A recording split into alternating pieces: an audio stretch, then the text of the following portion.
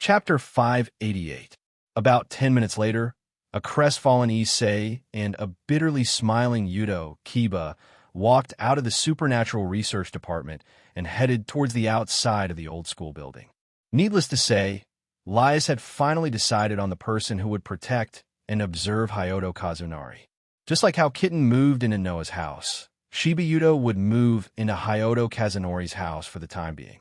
Until the sacred gear in Hyodo Kazunori's body was fully understood, Leo would decide what to do with Hyodo Kazunori again. So, while Issei's life would be the same as before, it would more or less change, right? After all, with Shiba Yudo, the most popular male student in Kiho Academy, protecting him, Issei would definitely become a popular figure in the academy. He believed that all kinds of rumors about Hyodo Kazunari would spread tomorrow. Noah, who had seen how gossipy the students in Kiho Academy were, had no doubts about that. Noah kept quiet as he watched Issei and Shiba Yudo leave. All sorts of thoughts flashed through his mind. Seeing Noah's silence, Lias asked curiously, "What's wrong? Is there a problem with Yudo protecting and observing Issei?" "No, that's not what I'm thinking." Noah shook his head. "I'm just a little concerned about the sacred gear in his body." Concerned about the sacred gear in his body? Lias tilted her head, puzzled. "Is there something strange about the sacred gear inside Hyodo Kazunari's body? I already said that I only found out about the existence of the sacred gear yesterday. How do you expect me to answer you when you ask me this question?" Noah smiled bitterly, but his eyes were sparkling. "However, the sacred gear in his body is definitely not simple. I'm sure of that." According to Lias, there were differences in the power of the sacred gear. The weaker sacred gear's power was only at the level where it could affect people's lives. As for the relatively stronger sacred gear, if used well, one could even obtain a power that far exceeded that of a superior demon in a very short period of time. It could even rival the power of a god or demon king. The highest level of sacred gear was known as longleness. Noah did not know what level the sacred gear in Issei's body was, but he suspected that it was longleness. If it wasn't the kind of sacred gear that could threaten even gods and demon kings, how could it possibly cause Noah's authority that was derived from the god of disobedience to react? So, the probability of that guess was above 90%. Of course, Noah did not plan to tell Lias about that. As mentioned earlier, Noah only learned about the existence of sacred gear yesterday. If you were to recklessly confirm that the sacred gear in Issei's body was longleness, he would have to expose Noah's authority if Lias were to ask for the reason. For now, Noah did not plan to expose his authority to that extent. That would only arouse Lias' vigilance and distrust. Let's not talk about that for now. You, on the other hand, are in a bit of trouble right now. Noah changed the topic and changed the topic. Out of the three of you, one is by my side, and one is by Issei Hyuga's side. You're the only one left to protect you. Are you okay?" Lias raised an eyebrow when she heard that. "Although losing two of my kin does reduce a lot of defense around me, I'm still a superior demon. You don't think I don't have the power to protect myself, do you, Sensei?" "Minister, she's very strong." The kitten squeezed out such a sentence in her silent state. "And Junai Senpai is also very strong." "Era, thank you for the compliment, kitten." Junai immediately replied with a smile. "Yes, I'll protect you, Minister. That's for the best." Noah turned around and looked at the scenery outside the window, his deep eyes rippling slightly. After all, the days of peace are probably coming to an end, right? Ever since he reincarnated as a god slayer, Noah himself had become synonymous with battle. Coupled with his keen sensing ability, Noah already had a kind of intuition. Soon, the peace that permeated around him should be coming to an end, right? For the next week, it was like the calm before the storm. Noah did not encounter any strange things.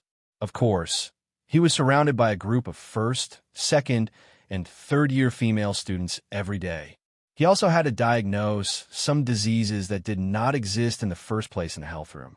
Sometimes he would be asked to check his body with a fanatical look. This experience was considered strange, and Noah experienced it almost every day. And other than staying in the health room to complete the corresponding work, Noah had nothing to do for the day, so he put his mind on living a leisurely life. Sometimes he played games with the kitten at home. Sometimes he accompanied the kitten to the supernatural research department to chat with Lias, Junai, and the others. Sometimes he was asked by unknown female students to confess to him, and then he was a little nervous and tactful. And sometimes he went to Issei Hyodo to observe his movements to see if he could dig out the true face, ability, and effect of the sacred gear in his body. This was how Noah spent the week. Gradually, it seemed that even Lias had come to the conclusion that Noah did not intend to do anything wrong. She began to let the kitten return to her original routine, which was to answer the calls of the humans who made wishes every day, to carry out the demon's work, and only return to Noah's house in the middle of the night to go to sleep. It was worth mentioning that the kitten was surprisingly like a kitten and liked to unconsciously stick to Noah when she was sleeping. In this week, Noah had the experience of waking up in the morning to find a cute kitten suddenly in his bed, and it troubled him greatly. Because once the kitten woke up and found that she had unconsciously snuck into Noah's bed, she would throw an iron fist at Noah with a red face. Although she did not hit him once. And just like that, a week's time passed by quickly. This evening, Noah walked back to his apartment alone, and the kitten was not by his side, which was rare. For the kitten who had been sticking to Noah's side every day for the past week, it was not a common scene. I'm supposed to participate in club activities, but what kind of activities can the Supernatural Research Department have? Noah could not help but laugh as he recalled the scene where the kitten specifically came to the clinic to ask for leave from him. Well, you should give me some space sometimes. The kitten definitely did not like to stick to Noah's side. That girl was just carrying out the surveillance job that Lias had given her. And now, since the kitten was starting to not stick to Noah, it proved that Lias and the kitten were gradually starting to trust Noah, and he did not know whether it was a good thing or a bad thing. In short, although Noah was not used to having a kitten by his side, he did not really feel that lonely. He slowly returned to his apartment and came to the door of his room. Just as he put his hand on the doorknob, Noah's eyes flashed, and then he opened the door as if nothing had happened and walked in. Yo, welcome back. Congratulations on coming back. Thank you for coming back. The person who said such a hip-hop style sentence to Noah was a man with dazzling white hair sitting on the window, wearing a priest attire. The priest had an extremely exaggerated and twisted smile on his face, and his whole body was emitting a pungent smell. The smell of blood. Chapter 589. From the priest's ferocious expression, like a carnivorous beast, the stench of blood that permeated the air was so thick that it made people want to vomit. Noah had seen a lot of blood, and even his hands were stained with a lot of blood. However, he still frowned because of the smell of blood on the priest's body. His gaze towards the priest was unconsciously filled with disgust. Oh, you're not surprised? You're not afraid? Shouldn't you be hiding in a corner and trembling? Although I'm a merciful priest, but I'm trespassing. Sitting on the window, the priest, who obviously invaded from the outside, tilted his head. The corner of his mouth slowly formed a sadistic R, speaking of which, I smell it. Oh, with this nose, shio. I smell it from your body. Hearing this, Noah's frown deepened. Looking at the priest, who spoke like a mental patient without logic and rules, his voice unknowingly carried a sense of disgust. What do you smell? Haha, you don't smell it? It's a very pungent smell. The curl of the priest's lips grew wider and wider. Gradually, his expression became twisted and ferocious because of the curl. He said this sentence with a crazed tone. The smell of a trashy human who deals with evil demons all day long. After saying this, the priest reached into his arms and took out an item. It was a sword hilt without a sword body. But in the next moment, with a wing vibration, a sharp blade suddenly emerged from the sword hilt. It was a blade made of pure white light that vibrated frequently like a laser blade. Seeing this scene, Noah's eyes narrowed. Light power? Light power. Light, and other abilities that could use this type of light power. Just like the magic power of demons, light power was a power controlled by angels and fallen angels. A human who could use the power of light? You're an exorcist? A human who joined the ranks of angels or fallen angels, and thus received the power of light from angels or fallen angels, and worked for angels or fallen angels. That was an exorcist.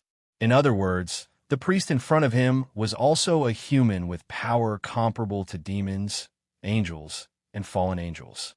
My identity was suddenly exposed here? Is this how it unfolds? The priest widened his eyes, but began to twist his body in enjoyment. That's right. Lord Fred is an exorcist and a lost exorcist. All right, don't ask me what a lost exorcist is. I won't tell you. Or rather, there's no need to tell you. Anyway, you're going to die soon, and I'll kill you. After saying that, the priest, who called himself Fred, suddenly stepped on the window and leaped high into the air. He held a light sword in his hand and spun in a circle in the air. Then, he mercilessly cut through the air and chopped down at Noah's head. Seeing the sharp lightsaber chopping towards his head, Noah didn't move at all. He just coldly looked at Fred, who was descending from the sky, and slowly raised his hand. I'll chop. Seeing this scene, Fred stuck out his tongue and panted like a dog. The lightsaber in his hand left a faint white mark and chopped towards Noah's direction. However, in the next moment, when Fred's lightning-fast lightsaber was less than half an inch away from Noah's head, it suddenly froze in midair as though it was frozen in space. Pop! With a crisp sound, Noah suddenly stretched out his palm and tightly grasped the lightsaber. The lightsaber that could definitely cut through rocks was actually held by an ordinary palm and stopped. Buzz, buzz, buzz, buzz. The vibrating lightsaber kept rubbing against each other violently. Like a chainsaw, it kept cutting Noah's palm. Facing the lightsaber, Noah sneered and suddenly tightened his grip on the lightsaber. Pump! The violently vibrating lightsaber was directly crushed by Noah as if it had exploded. Seeing this, the sadistic and twisted expression on Fred's face was completely frozen. A lightsaber that originated from the light of an angel or fallen angel. Such a lightsaber, which was a natural enemy of demons, was crushed by a palm? Who? Just as Fred froze in place, Noah's body swayed slightly, and his figure instantly turned into a blurry shadow. He clenched his right fist, and with a sharp force, he ruthlessly smashed it towards Fred's disgusting face. Punk! With a muffled sound, a figure also shot out from the space in front of Noah. While spitting out a mouthful of blood, it flew out of Noah's room through the window at a faster speed than when it came. At the same time, another figure also flashed out of the room, stepped on the edge of the window, and shot down, catching up with the figure in front. Punk! A foot heavily stepped on the face of the figure that flew out, kicking the exorcist who was wearing a priest's costume to the ground.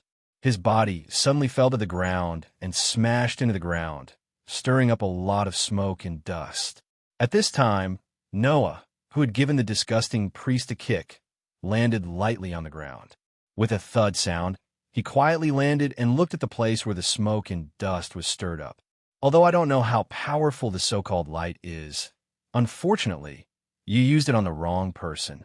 As a godslayer, Noah's body originally had an extremely foul resistance to curses. It was not only immune to magic, but also immune to magic, yin-yang, and other curses with mystical power. Unless it could reach the level of a god, or was effective against a god, any mystical power would have no effect on the body of a godslayer. And was the light of an angel or a fallen angel stronger than the power of God? The answer, of course, was no. In this way, even if Noah used his hand to grab it, the so-called light would be ineffective. Therefore, instead of using a light sword formed by the light of an angel or a fallen angel, it was better to use an ordinary dagger to stab Noah. That way, Noah's body could be left with a wound. An exorcist who acts against humans, and with such a strong smell of blood, there must be a lot of lives that have died unjustly by your hands, right? Noah said to himself, "Then, if I kill you, you shouldn't have any complaints." Saying such a sentence, Noah raised one of his hands towards the place where the thick smoke and dust was, and a magic circle immediately appeared in front of his palm. Just as Noah was about to directly deal with the disgusting priest who had suddenly invaded his house with a magic cannon, a cry of surprise sounded from behind him. Noah's hand movements suddenly stopped. He turned his head and looked behind him, and the next moment he was stunned. He saw that in the corner of the street behind him, a figure was standing there without him knowing, covering her mouth with a look of horror. It was a young girl who was about 16 or 17 years old. The young girl was wearing a rather gorgeously decorated nun's robe. Compared to the usual black nun's robe, she had an extra sense of holiness like a saintess. The young girl's head was also wearing a veil that was usually present in the nun's robe. However, even if she was wearing a veil, Noah could still see clearly. He saw the young girl's waist-length golden hair that shone dazzlingly under the light of the setting sun. Father freed, the young girl's cry of surprise sounded again, telling Noah that she was in cahoots with the disgusting priest. Hot dash! At this moment, accompanied by the sound of something breaking on the ground, a burst of dazzling light enveloped the entire space, causing Noah to involuntarily close his eyes. Then, the bloody aura disappeared from the range of Noah's sensing ability. Not long after, the dazzling light slowly dissipated. Noah opened his eyes without a change in expression. First, he glanced at the direction of the priest who disappeared without a trace. Then his gaze turned towards the blonde girl who had also just opened her eyes. When the blonde girl met Noah's gaze, she couldn't help but take a step back, then immediately turned around and fled in another direction. Noah didn't chase after the blonde girl and fell into silence.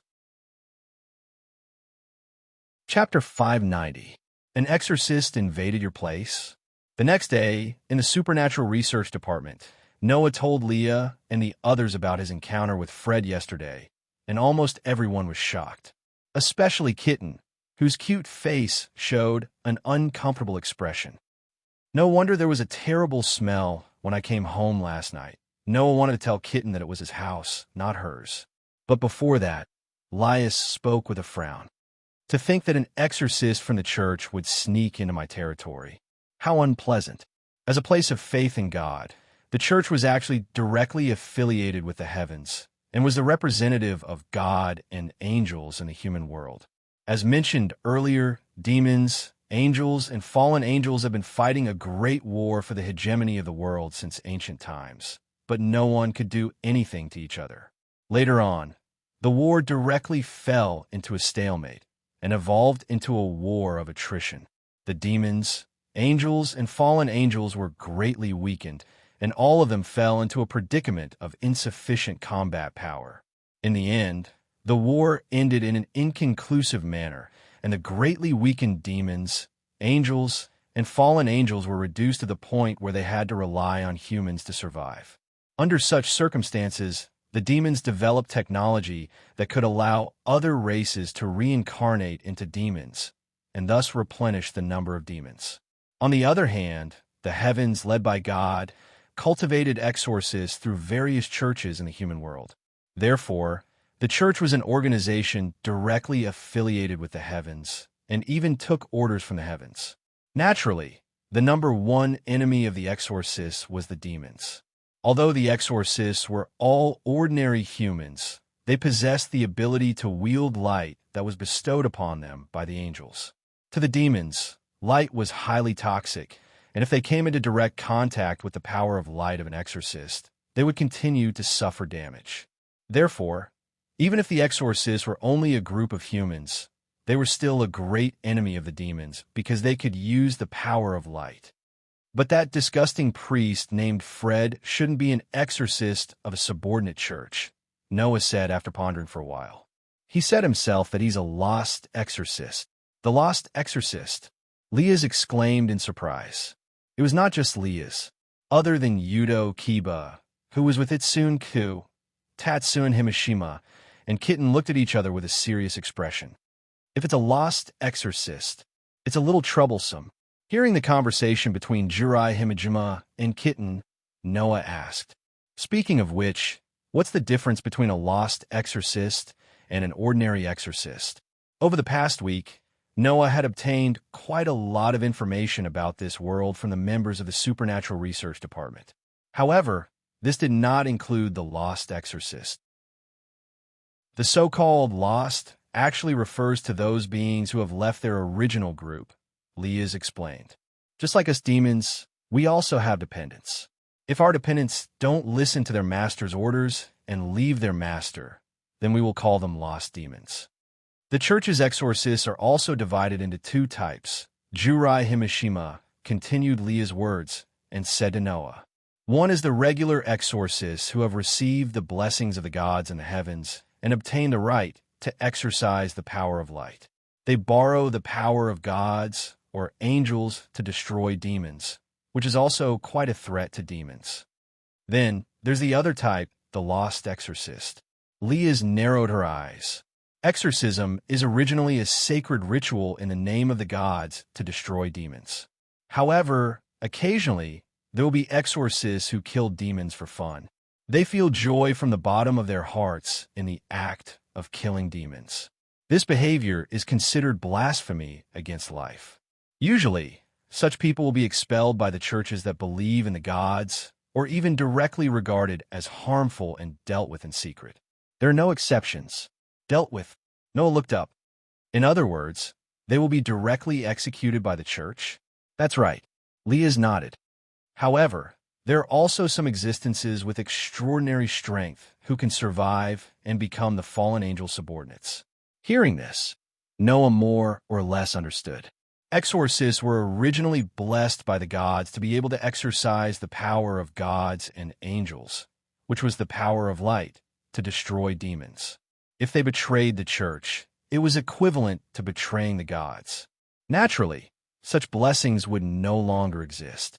In order to maintain the power that should have been lost, the exorcists could only choose to rely on the fallen angel.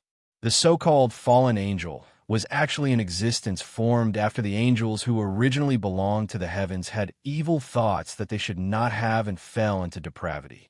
Although such existences were expelled by the heavens, they still had the ability to exercise the power of light in the past, as long as they relied on the fallen angel.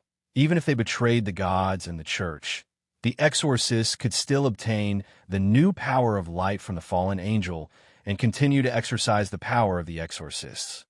The so-called lost exorcists are those who rely on the fallen angel. Leah's bit her thumbnail. Dangerous exorcists who hunt demons for fun and attack demons and humans who summon demons under the protection of the fallen angel. Although they're not regular exorcists, they're still extremely dangerous. No, you're wrong. Noah could not help but correct her. Because they are not restricted by so many rules like when they were in the church, lost exorcists are even more dangerous than regular exorcists. In fact, the lost exorcists I met yesterday were simply lunatics. They would not hesitate to kill humans who are not demons. That's the real danger. Leah's, Junai, and Kitten nodded in agreement at the same time. It was also because of this reason that when Leah's and the others heard that Noah did not encounter a regular exorcist, but a lost exorcist, they were surprised and serious. However, a mere exorcist could only make Leah's take it a little more seriously. Come to think of it, Leah's did not think that the other party could threaten a superior demon. Although Fred's strength was not bad, it was true that he could not threaten a superior demon. An existence of that level could only attract Noah's attention. Noah was more concerned about the blonde nun, who seemed to be in cahoots with the priest yesterday. Although it was only for a moment, Noah did make eye contact with the nun. So, Noah still remembered her eyes until now. It was a pair of extremely pure and sparkling eyes that were as innocent as a child's. To be honest, Noah really could not imagine that the nun was with that disgusting priest. Or was she just using her appearance to deceive people? But that pair of pure and innocent eyes was definitely not something that could be faked. So what was going on? The more he thought about it, the more Noah found himself concerned about the nun. At that moment, Noah shook his head, shook off the inexplicable irritation in his heart, and said to Leah's, "All in all, that lost priest is quite dangerous. Even if he can't threaten us, he is still a ghost-like existence to ordinary humans. Yesterday, he attacked me, so it wouldn't be strange at all when he attacks the humans who often summon you and have made a contract with you." After hearing Noah's words, Leah's expression immediately became serious. You're right. If I let that priest attack the customers in my territory, then Leah's Gimli, would not be worthy of my surname. With that, Leah's turned her head and looked at Jurai Himishima. Jurai, investigate the priest's whereabouts. Also, tell Kana so that she can be prepared. Yes, Minister. Jurai Himishima bowed respectfully and then walked out of the supernatural research department. I'm sorry, Sensei. The kitten also bowed her head and apologized to Noah. It's all because of me that you were treated as a human who often interacts with demons and were targeted by that priest. From now on, I'll protect you. Well, Noah smiled bitterly, reached out his hand, and patted the kitten's head. Then I'll leave it to you. It was only then that the kitten nodded in satisfaction. Even Riaz, who was beside her, could not help but laugh. The nun's appearance appeared in Noah's mind again. If there's a chance, why don't I try to interact with that nun? Chapter 591. In the evening, Noah exited the academy and walked back to his apartment. He looked at the empty space beside him and could not help but let out a long sigh. He said something cute and cool like, I'll protect you from now on. In the end, didn't he abandon me the moment he was summoned by Liath? Just like yesterday, Kitten did not return with Noah today. There was no other reason. Liath sent Kitten out to patrol as if she wanted to see if she could find the person who invaded her territory. Noah's encounter with Freed was not a small matter. After all, not only was Freed a dangerous person, but the person behind him was also a great enemy to Liath. As a lost exorcist, there was no doubt that Freed was backed by a fallen angel. And since Freed had invaded Liath's territory, the fallen angel behind him might be here as well. So, just in case, Liath still sent Kitten out to patrol the area. At least she could be at ease after confirming that there were no traces of enemies around Komodo Academy. Actually, Shiba Yudo was more suitable for this kind of job. Unfortunately, Hyudo Kazunari, the wielder of the sacred gear, undoubtedly needed more protection than Noah. Since the fallen angel was likely to invade the city, Hyudo Kazunari, the wielder of the sacred gear, was likely to be targeted by the fallen angel as well. Therefore, not only could Shiba Yudo not leave Hyudo Kazunari's side at this time, he also needed to protect him more than before. As for Himejima Jinai, Yamato Nadeshiko was Liath's most capable follower, so she naturally had to stay by her side to protect and support her. Hence, the only person left to patrol was Kitten. This was also a decision Liath made after she determined that Noah did not need protection. A lost exorcist who has the ability to escape the church's pursuit and join the fallen angel's side is obviously much stronger than the average exorcist. Against such an opponent, not only can you escape unscathed, but you can also defeat him. Even if the fallen angel comes looking for you, they won't be able to do anything to you, right? That was what Liath said. However, when she said that, she looked at Noah with a meaningful gaze. Presumably, the kitten had already told Liaz that Noah was a sorcerer, allowing Liaz to have a preliminary understanding of Noah's strength. That was why she was acting like that. Noah was not surprised by this. Or rather, if the kitten had chosen to help Noah hide the fact that Noah could use magic, wouldn't Noah be surprised? But it's good that Kitten isn't around. Noah's mind once again flashed with the pure eyes of the blonde nun. If that's the case, I could try to find that nun. Thinking of this, Noah's heart was a lot more balanced. He quickened his pace, walked into the apartment building, and walked in the direction of his room. Noah planned to walk around the city before dinner. Although this method was like looking for a needle in a haystack, Noah could only rely on luck if he wanted to find the nun without detailed information and knowing the nun's movements. Well, it's not very likely that I'll find her just like that. When Noah walked out of the elevator and arrived at the apartment floor where his room was, the scene that appeared in front of him made Noah's eyes widen. He was completely stunned on the spot. Faintly, one could see that Noah's eyes were completely shocked, which was rarely seen. That was because the scene that appeared in front of him really made Noah, who had just had a certain goal, but did not have much hope, speechless. Amidst such a soft cry, a young girl wearing a nun's outfit that wasn't all black was waiting for something in front of Noah's room. She noticed that Noah was standing in front of the elevator door with a face full of astonishment. Her beautiful face showed a trace of nervousness.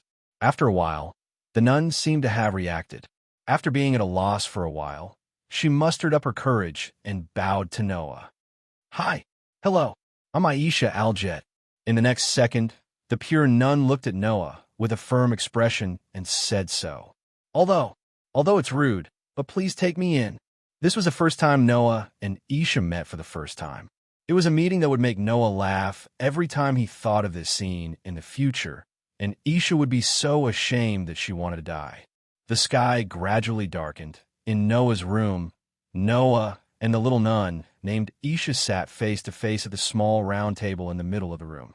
There were 2 bowls of rice and a few dishes on the table, all of which were very common household dishes. However, Isha only stared at the rice and dishes in front of her without moving for a long time. Noah didn't know whether to laugh or cry. "Don't just look at it. Although it's not delicious, it's enough to fill your stomach. So, if you don't mind, you can eat some." "Mind? Mind what? Why would I?" Isha immediately shook her head in a panic. She hesitated for a while before speaking carefully. Then I won't hold back." After that, Isha picked up the bowl of rice in front of her, but it seemed like she didn't know how to use chopsticks. She only held the chopsticks tightly in her hand, like she was holding a spoon. She didn't know how to use chopsticks and was at a loss for what to do. Noah couldn't help but laugh out loud. Chopsticks aren't used like this, but like this. At that moment, Noah acted as if he was giving a demonstration. He explained to Isha while demonstrating. After about 3 minutes, Isha finally learned how to use chopsticks. Thus, Isha used some stiff movements to take a mouthful of rice. Under Noah's guidance, she added some side dishes and began to chew. The next second, Aisha's eyes lit up. "So delicious. Is that so?"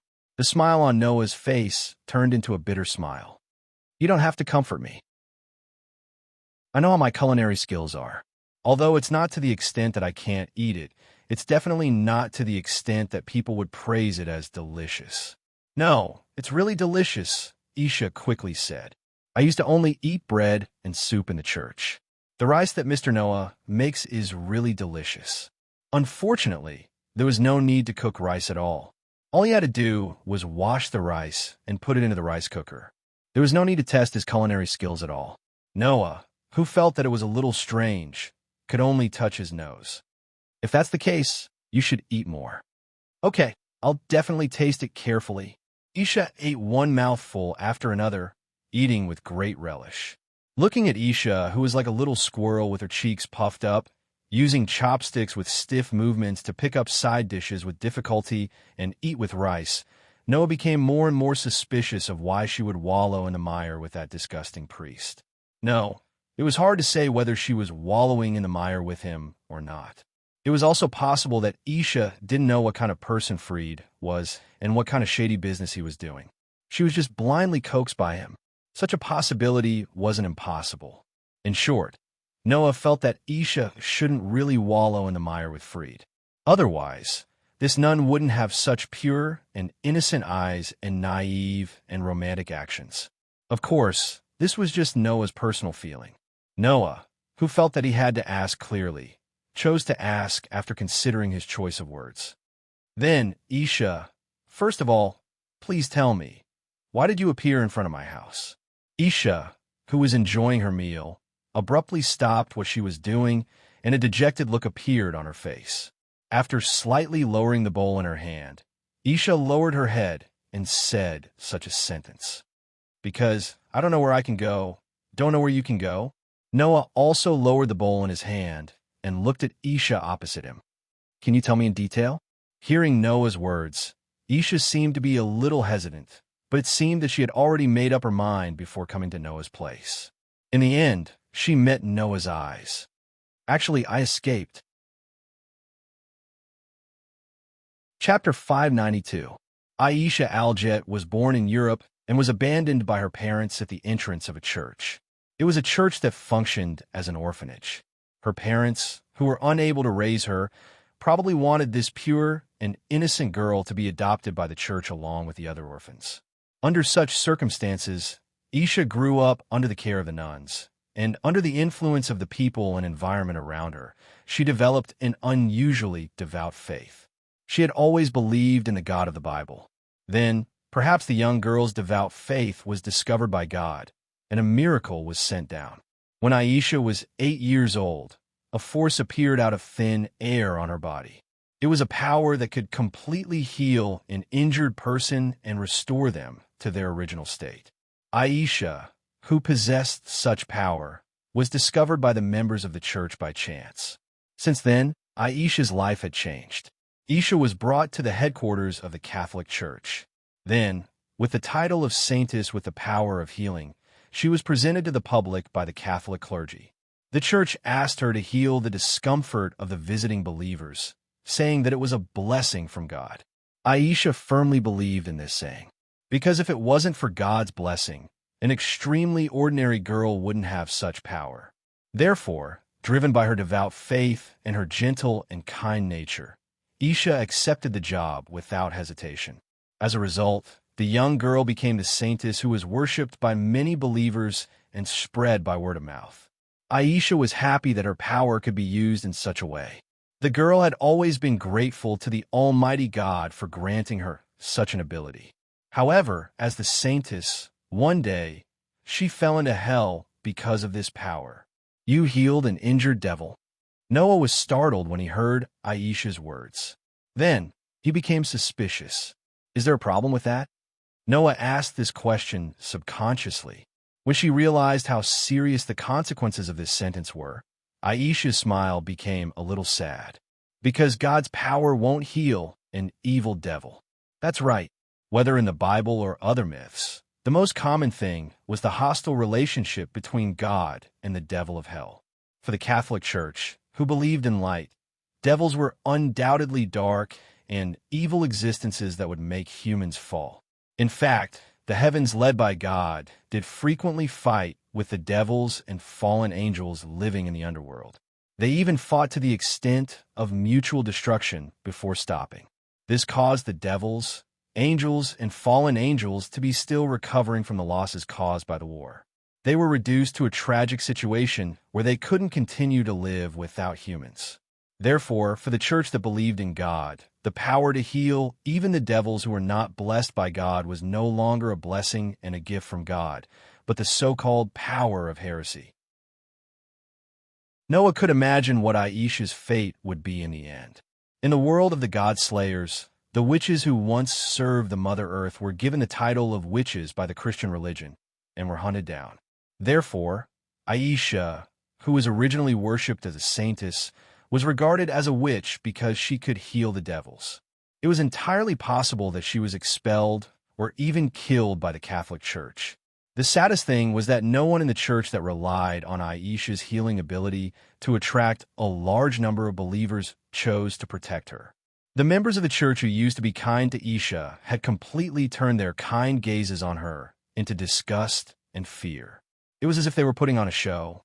This was because Isha had been labeled as a witch by the church.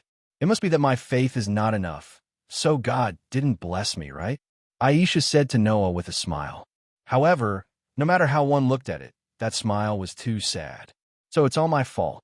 From Aisha's smiling face and extremely sincere tone, as if she couldn't control her emotions because of her bad past being exposed, Noah heard that this sentence was completely from the heart of the girl.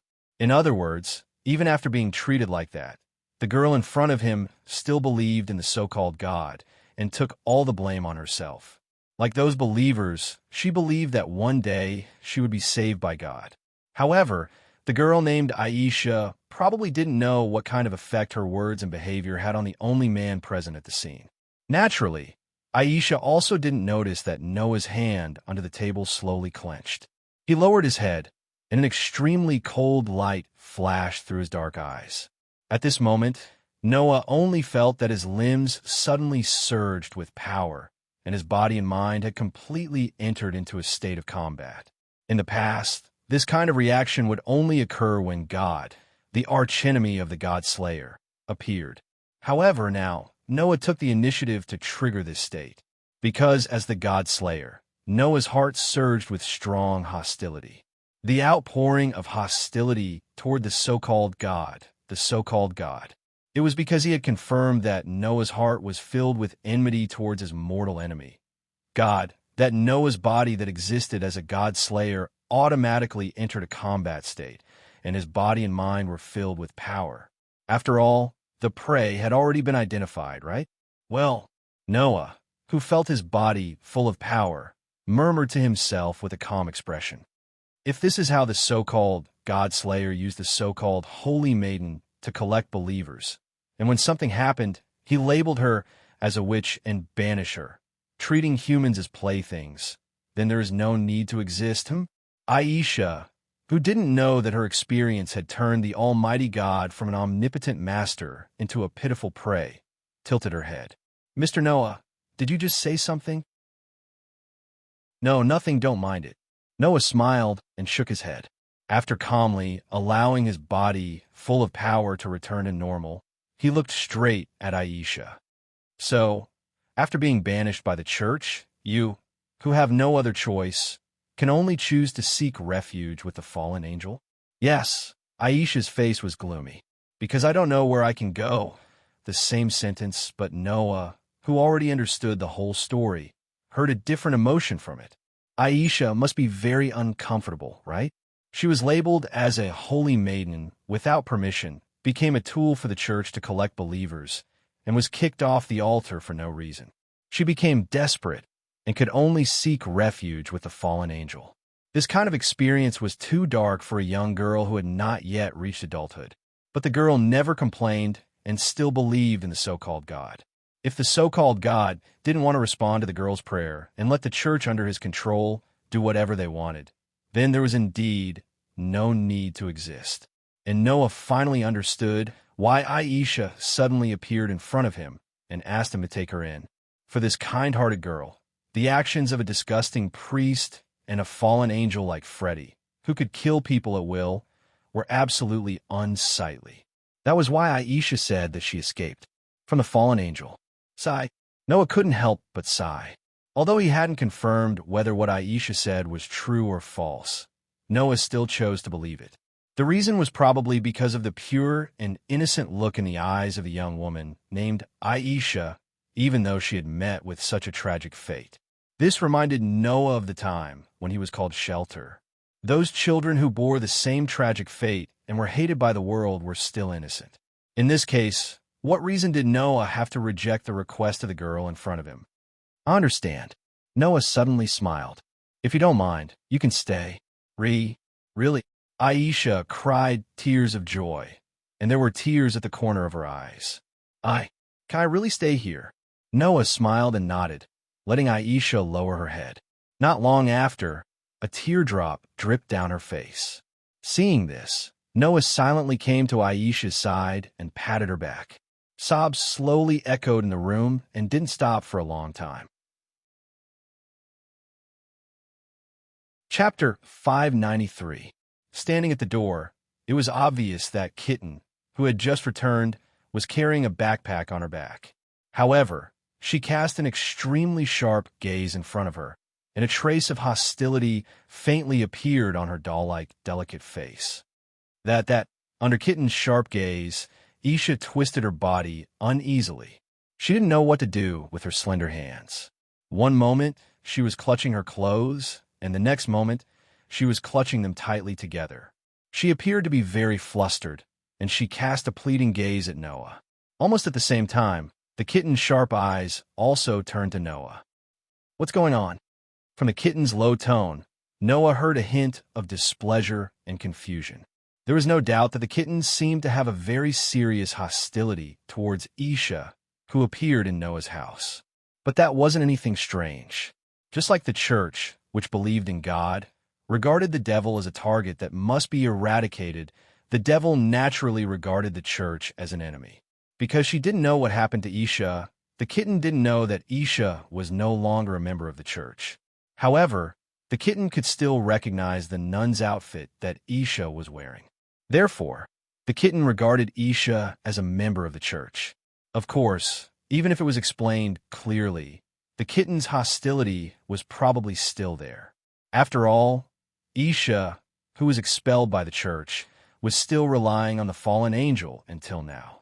And for the devil, the fallen angel was also an enemy. In other words, in the kitten's opinion, the sudden appearance in her house, no matter how he looked at it, Aisha did not look like one of them anymore. It was understandable for her to have this reaction. Okay, kitten, put down your hostility first. Noah had no choice but to say so.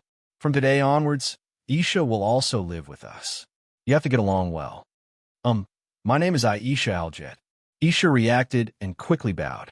Please take care of me. In the face of Aisha's bow, the kitten was silent. Her beautiful eyebrows were obviously wrinkled together, telling others how complicated her mood was. After a while, the kitten looked at Noah closely. Teacher, are you planning to betray us? You're wrong, kitten. Looking at the kitten's serious expression, Noah knew that he would not be forgiven for saying perfunctory words. He closed his eyes and then suddenly opened them. I've said from the beginning, I'm just an ordinary teacher working in the Horse King Academy. So, I'm not with the angels and fallen angels, and I'm also not a companion of you devils. I hope you don't forget that. As soon as he said this, the kitten's emotionless face slightly changed. For Kitten, who never showed her emotions on her face, her reaction was enough to see how much her heart was shaken by Noah's words. However, what Noah said was not wrong. From the very beginning, Noah had said that he was just an ordinary teacher who was going to take up a post in Chariot King Academy. He had no power behind him, nor did he have anyone to back him up. He was completely innocent and had no connections with anyone. That was why Leah was not worried about letting Noah stay in Horse King Academy. However, the kitten seemed to have unknowingly taken Noah as one of her own. In fact, it was not just the kitten. Even Leah was starting to let down her guard against Noah and chose to trust Noah. However, trust was one thing, and choosing a side was another. Noah was just an ordinary human. Even if he was close to the Jamonli's kin, it did not mean that he was completely on the demon's side. This was something that had to be made clear. Otherwise, there was no telling when Leah and her party would feel betrayed because Noah would have a good relationship with another angel or fallen angel in the future if they categorized Noah as their comrade without permission. Demons, angels, and fallen angels. These three factions can fight however they want. It has nothing to do with me. Noah made it clear, almost ruthlessly. I'm on good terms with you demons now, and it's fine if you treat me as a companion. I quite like being with you, but if you restrict me from interacting with your enemies because of that, wouldn't that be too much? The kitten fell silent again. That was because he finally understood how excessive his statement of betrayal was. Kitten, please remember that I don't belong to any faction. I just have a good relationship with the Jamonli's kin. Seeing the kitten's silence, Noah sighed. You are my friends. If you are hurt by anyone, I definitely don't mind getting justice for you. But that's only because of the relationship between you and me, not the relationship between me and the demons. Aisha is also my friend, and she won't hurt you. So why can't I interact with her? Why can't I let her stay with me? Why is being with her betraying you? After a series of rhetorical questions, Kitten was at a loss for words. In short, come in first. Noah also realized that it was too realistic to continue. He shook his head and waved at the kitten. As a cohabitant who is going to live together in the future, you should first understand the reason why Aisha is here before making a judgment. Hearing this, the kitten, who had been at a loss for words, raised her head. Her big watery eyes flashed with relief. After glancing at Aisha, who was looking at Noah emotionally, she nodded and walked into the room. I'm sorry. 10 minutes later, the kitten, who had learned all about Aisha's past from Noah, lowered her head to Aisha and apologized. I didn't know that you had left the angels and fallen angels for such a reason. I'm really sorry for being hostile to you. No, it's okay. Aisha shook her head quickly. Then, as if praying, she clasped her hands in front of her chest, showing a gentle smile like the Holy Mother. I have a new place now, and I'm no longer a person who is not favored by the Lord. Please raise your head and get along with me. The kitten nodded heavily. I will get along well with Aisha. Kitten-chan. Aisha was extremely touched, and Noah couldn't help but feel a little exasperated. Wasn't this girl a little too naive and innocent? He didn't think about whether the kitten's words were from the bottom of her heart. How could she be so touched? Of course, the kitten's words were completely from the bottom of her heart. Noah could guarantee this. Thinking of this, Noah suddenly remembered. By the way, Aisha, you said that you have the power to heal everything. What kind of power is that? Leah said that in this world, there were basically only 3 types of people who had power that humans could not possess. One was the holder of the sacred gear, one was the mage, and the other was the exorcist. And other than these 3 types of humans, the rest of the humans generally did not have special powers. That's right, under normal circumstances. In that case, was Aisha an exceptional human with special powers that exceeded the above 3 types of humans? Noah was quite curious about this. However, the power that Aisha displayed next surprised Noah and the kitten. That, Mr. Noah, would you like to take a look? Aisha once again clasped her hands in front of her, as if she was praying. The next moment, on the fingers of Aisha's clasped hands, a pair of rings that emitted a soft green light suddenly flashed. That's... Noah was surprised. Aisha, even the kitten looked at Aisha in a daze and said in surprise, "Are you a holder of the sacred gear?" Aisha nodded repeatedly, making Noah's heart skip a beat, and he asked, "Aisha, you said before that after being expelled by the church, you sought refuge with the fallen angels, right?" Yes. Aisha was startled and then nodded. Seeing this, Noah immediately asked, "Then, did you seek refuge with the fallen angels yourself? Or did the fallen angels find you themselves?" "No, I didn't seek refuge on my own accord," Aisha said with some confusion. "I met the organization of lost exorcists after I was expelled, and then I was introduced to the fallen angels." Noah's eyes narrowed slightly, and he began to ponder in his heart. It seemed that Aisha's matter would not end so easily. Chapter 594. Late at night, in the dark room, Aisha and the kitten slept together on the bed that should have belonged to Noah. They breathed regularly, closed their eyes, and fell asleep. Noah was lying on the bed on the floor, and his eyes were also closed, as if he had fallen into a deep sleep. However, at a certain moment, Noah suddenly opened his eyes without the slightest warning. His dark eyes, deeper than the moonlight, flashed a light in the dim space. He slowly got up and put on his clothes. Just as Noah was about to walk in the direction of the door, a deliberately suppressed voice sounded slightly. "Teacher." Noah stopped, turned his head, and looked in the direction of the bed.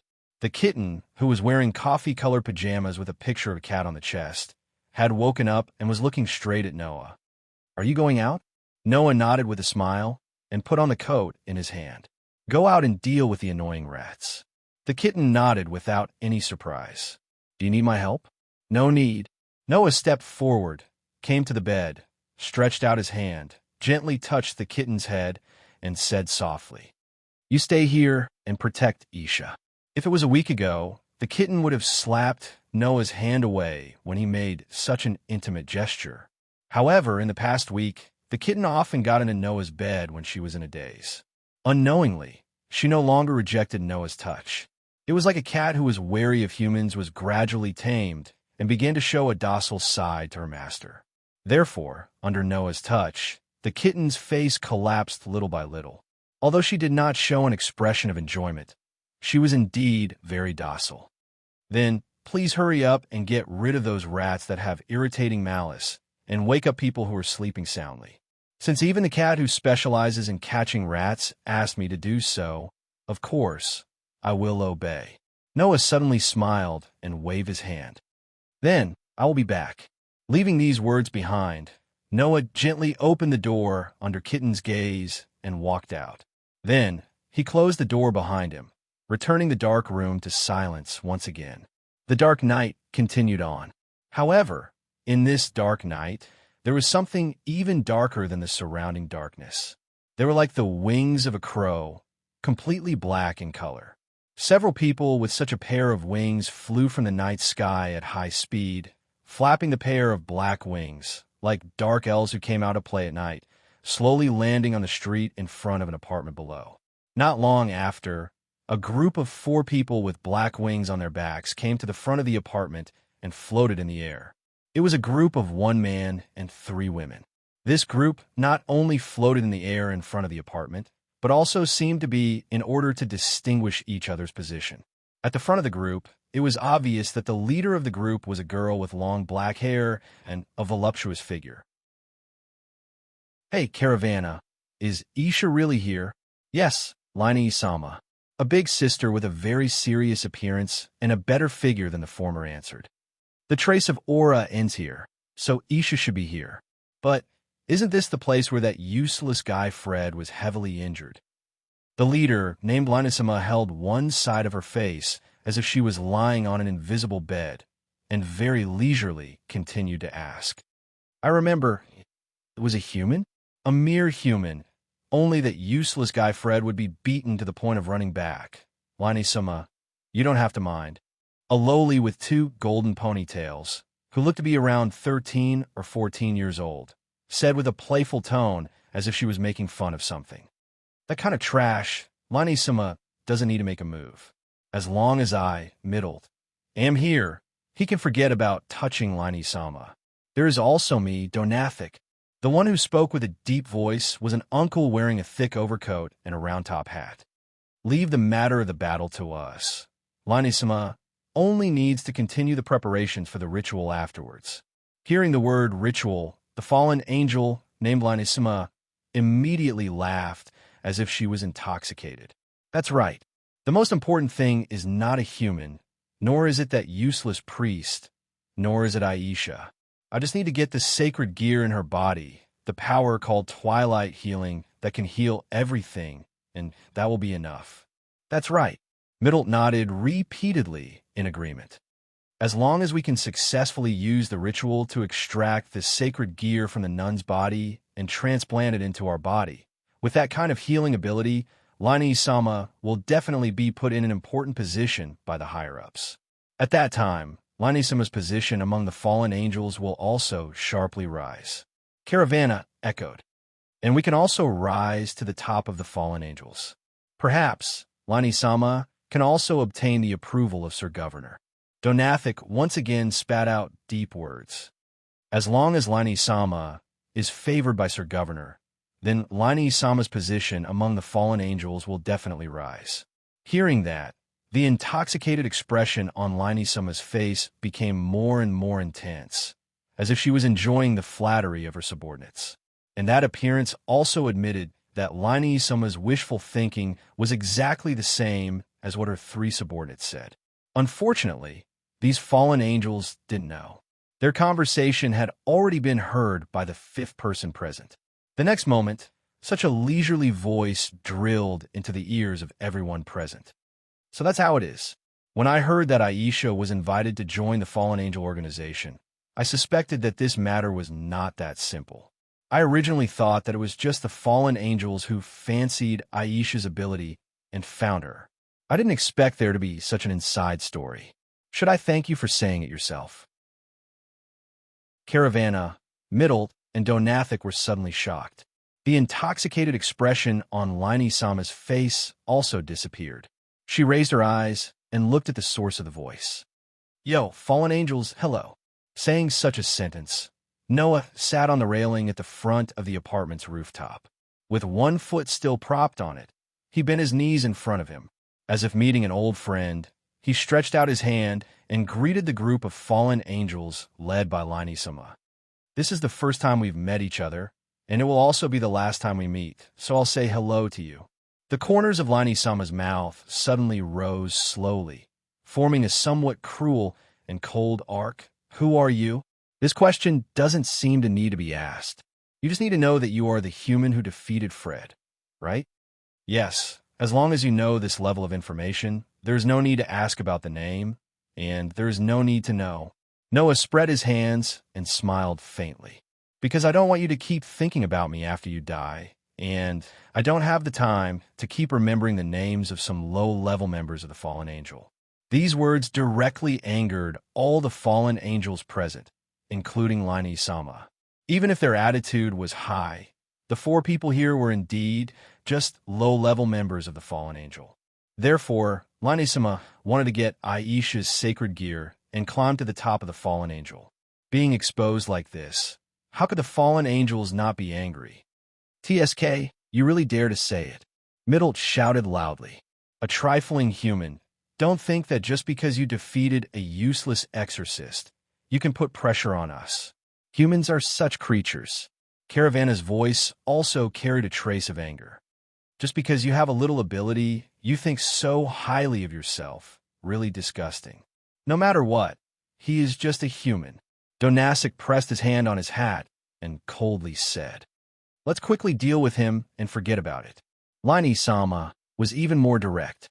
Her expression was languid and fierce as she raised her hand. "Kill him." Yes. The three fallen angels immediately rushed toward Noah.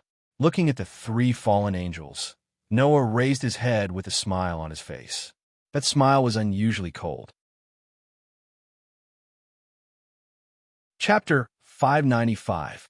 Like missiles falling from the sky, the three fallen angels named Caravana, Middle, and Donathic seemed to want to surround Noah, who was leisurely sitting on the railing of the rooftop of the apartment, without giving him the slightest chance of survival. They bypassed the three perfect trajectories and flew down. Hum! In the sound of the air vibrating in unison, light particles suddenly condensed in the hands of the three fallen angels shooting in the direction of Noah, forming a rough-looking spear. It was a spear composed of light. Moreover, it was not the kind of spear used in close combat, but more like a javelin used for throwing. Holding such a spear of light, the three fallen angels suddenly stopped flying. They immediately raised the spear of light in their hands high above their heads and threw it in the direction of Noah. Whoosh! The three extremely powerful spears of light cut through the air, causing a sharp sound to resound in the space in unison. They were like meteors falling from the sky, shooting in front of Noah. Facing the three dazzling spears of light, Noah's figure didn't even move. In the eyes of Caravana, Middle, and Donathic, it was like Noah had no way to capture the trajectory of the spears of light. He couldn't react at all. Suddenly, a mocking expression appeared on the faces of the three fallen angels. However, in the next second, when the three dazzling spears of light mercilessly fell on Noah's body, the mocking expression on the faces of the three fallen angels completely froze. Bang, bang, bang. Like fireworks that were suddenly detonated, the three sharp spears of light fell on Noah's body. Not only were they unable to leave the slightest trace on his mortal body, but they also seemed to have hit something extremely solid. They directly exploded, scattering light all over the sky. Caravana, Middle, and Donathic's expressions changed dramatically. Wadash! Seeing this scene with her own eyes, Linari, who was still floating in the air like lying on an invisible bed, suddenly got up. Her pair of eyes suddenly widened, and she screamed, "Impossible! Impossible?" Noah, who was sitting on the balcony railing of the apartment building, smiled indifferently. "These are your last words? It's quite concise, isn't it?" After speaking, Noah still didn't move, but a burst of terrifying magic power suddenly burst out from his body like a wave, spreading in all directions. In the next moment, around Noah's body, a gorgeous magic array quickly rotated and emerged from the space. It was like a turret, aiming at the three fallen angels in the air, Caravana, Middle, and Donathic. Seeing that it's rare for you to perform a standard throwing kung fu, although it's a bit boring, I'll return a magic cannon. Under the shocked gazes of the three fallen angels, Noah sneered coldly. "Don't worry, I won't use my full strength." After speaking, the gorgeous magic arrays that covered the space around Noah suddenly flashed with a faint light. In the vibration of the air, they gathered the magic power that rose from Noah's body. Then, a beam of magic power soared into the sky and burst into the sky. Like a flash, it drowned the relatively small bodies of Caravana, Middle, and Donathic. No! In the screams that resounded through the sky, The low-level members of the three fallen angels were directly drowned by the flash of magic power. They were annihilated in the light of magic power that was full of terrifying impact. As if they had never appeared, they completely disappeared from this world. The gorgeous magic arrays that covered his body began to dissipate. The terrifying magic power that rose from Noah's body also gradually converged. This part of the world once again returned to its state of silence. However, the atmosphere that permeated the air was no longer heavy. Instead, it was as if they were in the depths of hell. No, impossible. After witnessing her three subordinates being completely annihilated in less than 10 seconds, Lenari no longer had her previous leisurely appearance. Only fear filled her heart, causing her face to become incomparably pale. This is impossible. It's impossible. How can a human eliminate three fallen angels in one move? You still have that disdainful sense of racial superiority?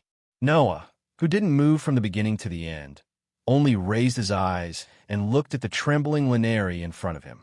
His gaze was so calm that it made one's scalp numb. That's why you can take advantage of a girl who clearly did nothing wrong without any sense of guilt, right? Noah couldn't help but recall the reason why Isha came to him. Because I don't know where I can go. Yes, she didn't know where she could go. But in the end, Isha chose to come to Noah and even begged Noah to take her in. Isha didn't even know a little about Noah. Before today, she didn't even speak a word to Noah. Her impression of Noah was only that Noah could easily defeat Freddy and mercilessly kill him. She didn't know anything about such a person, and her first impression of him was very cruel, yet she chose to rely on him. One could imagine how helpless she must have felt at that time. After all, if she made the wrong choice, she would be doomed eternally. Fortunately, Isha met Noah. If Isha had met an unsympathetic person who coveted Isha's beauty and took her in, what would have happened to her? She didn't even need to think about it. In the end, Isha still chose to come to Noah. It wasn't that Isha was naive enough to believe that there was no bad person in the world, but she really had no other choice. The one who forced Isha to this point, other than the church, was the fallen angel who coveted the sacred gear in Isha's body. Just because someone's body carried a completely unwanted but useful power, she completely squeezed out the value of this person, even at the cost of her life. In the world of Black Bullet, what was the difference between those trashy humans who kept saying that the cursed child was the hope of humanity and asked them to give up their lives to fight for it? Yet they openly accused the other party of being a monster. So, you have succeeded in pissing me off. With a bone-chilling ruthlessness, Noah reached out his hand to Lenari, who was floating in the air in front of him. I heard that the fallen angels used to be angels that serve God. Because they had evil thoughts that they shouldn't have, they fell and became fallen angels. Then, if I can let you return to the embrace of the Lord you used to serve after killing you, you should be grateful to me, right? As he spoke, a dazzling magic array appeared in front of Noah's palm. The mana radiating from the array illuminated Noah's cold eyes. But I still want to say, you don't have to thank me. Just don't let me see you again. Hearing those words and feeling the terrifying mana rising from Noah's body, the fear in Lenari's heart finally erupted. Ah! While screaming hysterically, Lenari ran in the opposite direction from where Noah was and ran for her life. Looking at Lenari, who was running away at the fastest speed in her life, the beautiful magic formation in front of Noah's palm suddenly spun. Bang! In the next moment, along with the dull sound of a gunshot, a magical light beam carrying a scorching heat tore through the air and blasted towards Lenali. In just a few moments, it caught up with Lenali and engulfed her figure. Boom! Under the pitch-black moonlight, a gorgeous beam of magic power exploded in the air, stirring up strong winds and bright flames, illuminating the horizon. As for fallen angel Lenari, she had already set up her subordinates' footsteps and silently vanished into thin air, vanishing into thin air. Noah's pitch-black eyes reflected the colors of the flames in the air. He slowly withdrew his mana while looking at his hand and smiled helplessly. After becoming a god-slayer, the already foul mana has become even more out of the norm. After processing the mana, the magic that is shot out can no longer be used as a bullet, but as a cannon. If Qingzi knew, he would probably feel that it's unfair, right? Chapter 596. Greetings, everyone. I'm Aisha Aljet. Nice to meet you. Inside the Supernatural Research Department of the Foal King Academy, Isha stood at the entrance and bowed to everyone present. Apart from Xiao Mao, all the demons in the Supernatural Research Department looked at each other and stood up. Noah, who was leaning against the wall, could only smile bitterly as he witnessed the scene. Just like Kitten last night, both Ryaz and Jurai Himashima seemed very confused by Aisha's appearance. They were even a little speechless. There was nothing they could do about it.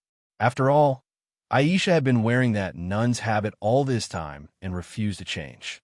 At first, Noah had planned to have Kitten accompany Aisha to buy some casual clothes before coming here to meet Ryaz. That way, it would not cause unnecessary trouble. However, Aisha said that she would be nervous if she did not dress up properly when meeting someone important. As it turned out, the so-called solemnity was referring to the nun's habit, which led to this scene. On the other hand, Aisha herself did not seem to know what she did wrong. She did not get the response she expected, and was at a loss as to what to do. She kept looking at Noah for help, and Noah did not know whether to laugh or cry. However, before Noah could say anything, Ryaz spoke. Teacher Noah. Crossing her arms and leaning against the luxurious desk, Ryaz asked with her eyes closed. Can you please explain the current situation? I've already explained it once last night. So, let's just wait for Kitten to report it to you, so that I don't have to say it again. Noah sighed. Of course, I can still tell you the purpose of this meeting. Purpose? Ryaz and Jurai Himashima looked at each other before asking. So, you're saying that you brought this nun here because you need my help? Well, that's it. Noah did not beat around the bush. After glancing in Aisha's direction, he said to Leah, Actually, I want to ask you to help Aisha with the enrollment procedures so that she can study at Foal King Academy. Leah exclaimed in shock as she looked at Noah in disbelief. You mean you want the church's nuns to come and go freely in my territory? Not to mention Leah's.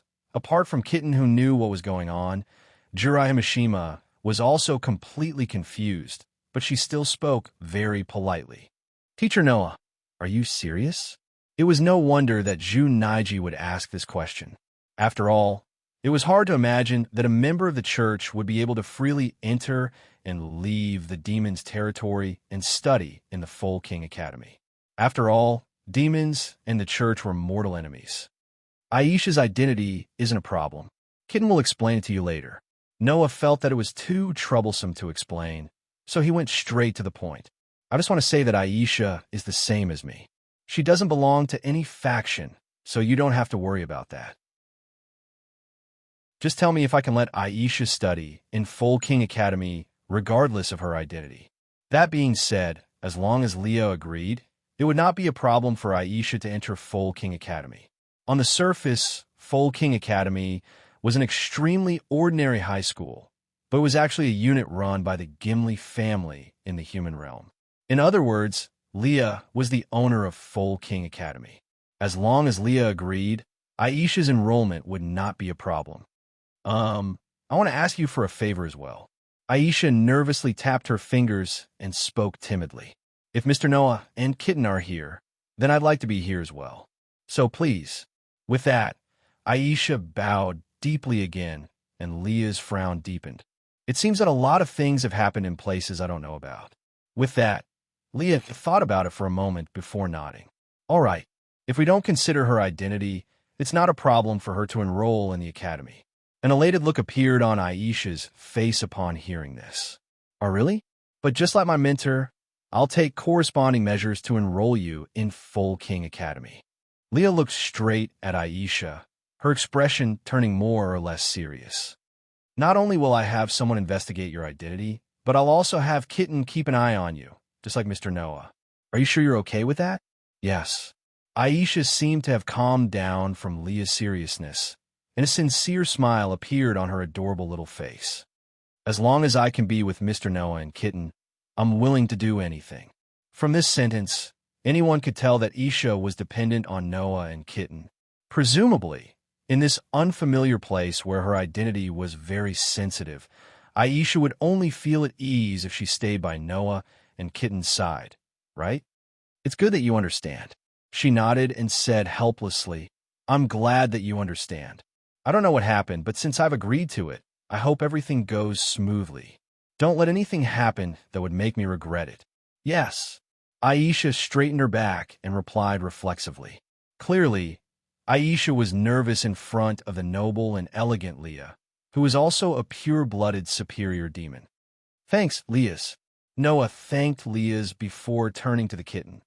Kitten, show Aisha around the academy and let her familiarize herself with the place. Kitten did not object and held Aisha's hand after a nod. Come with me. Oh, okay. With that, the expressionless kitten left the supernatural research department with a happy Aisha and walked outside. Only then did Leah turn her gaze back to Noah. Could it be that what happened last night has something to do with that child? What happened last night? Noah was startled and immediately reacted. You already know? What can I know? Leah said with some displeasure. I just felt a very powerful magic power appear last night, and the location was where you lived. If it wasn't for Kitten not contacting me, I would have gone to the scene last night to check it out. Last night, Noah's 2 magic cannons directly wiped out 4 of the fallen angels' low-level personnel. Although it was just a simple magic trick that was fired after processing magic power, Noah's magic power was out of the norm. The simplest magic trick, whose power was directly linked to the amount of magic power, was much more powerful than other magic tricks. Even Noah could no longer call a magic bullet, but a magic cannon. That being the case, how could Leah not have noticed the huge commotion last night? He didn't go over to check it out directly. Presumably, it was because that place was where Noah lived, and the kitten was also there. Well, a lot of things did happen on my side. Noah very irresponsibly threw the job of explaining away. Kitten will report it to you anyway, so I won't say much. You could just ask her. Don't you think that's a little too clean? Leah smiled bitterly. Kanna must have sensed the commotion last night, but she didn't move because she sensed that I didn't go there. But soon, she should come directly to me to ask about what happened, right? As soon as he said that, someone knocked on the door of the Supernatural Research Department.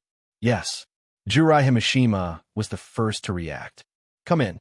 The door of the Supernatural Research Department was immediately pushed open by a hand. It was the hand of the vice head of the student council, Jinro Zhangji. And standing in the direction of the door was naturally the president of the student council, Takashi Kanna. Just like Leah and Jurai Himashima, Takashi Kanna and Jinro Zhangji had always been working together. Noah, who used to think that it was like a princess and her attendant, now understood why. Leah once said that there were only 2 pure-blooded demons in this academy. One was Leah, who was from the Gimli family. As for the other one, there was no doubt that it was Leith's childhood sweetheart, Joshua Kangna. And pure-blooded demons were all nobles, superior demons who had received noble titles.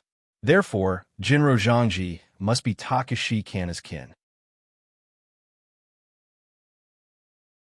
Chapter 597. Seeing Kangna and Jinro Zhangji enter the room, Leah's could not help but show a perfect smile. I was just talking about you, and you're here already. You're still as serious about things that can't be taken lightly. Since I've already said that this is a serious matter, it would be foolish to not take it seriously. Kangna Ji smiled slightly. After he turned his gaze to Noah, the smile on his face became even wider. It's been a while, teacher. This is the first time we've met as demons, isn't it? It's just that the famous president of the student council is too busy to pay attention to an idler like me who can only stay in the infirmary. Noah shrugged. But, Kangna, shouldn't you introduce yourself to me again? You're right. Otherwise, it would be rude to you, teacher. Chokchang Na folded his hands in front of him and slowly bowed to Noah. After bowing, he straightened his body and looked at Noah. My real name is Kangna Siddhi, the next leader of the Siddhi family, a pure-blooded demon family in the underworld. You can call me Kangna as well, teacher. So you're a descendant of a noble as well. Noah smiled helplessly. Well, I'm not as famous as you and Laius, and my name is real. As for the rest, you should know everything from Laius, right? I can only say that I know everything that Lias knows, and naturally, I don't know anything that Lias doesn't know.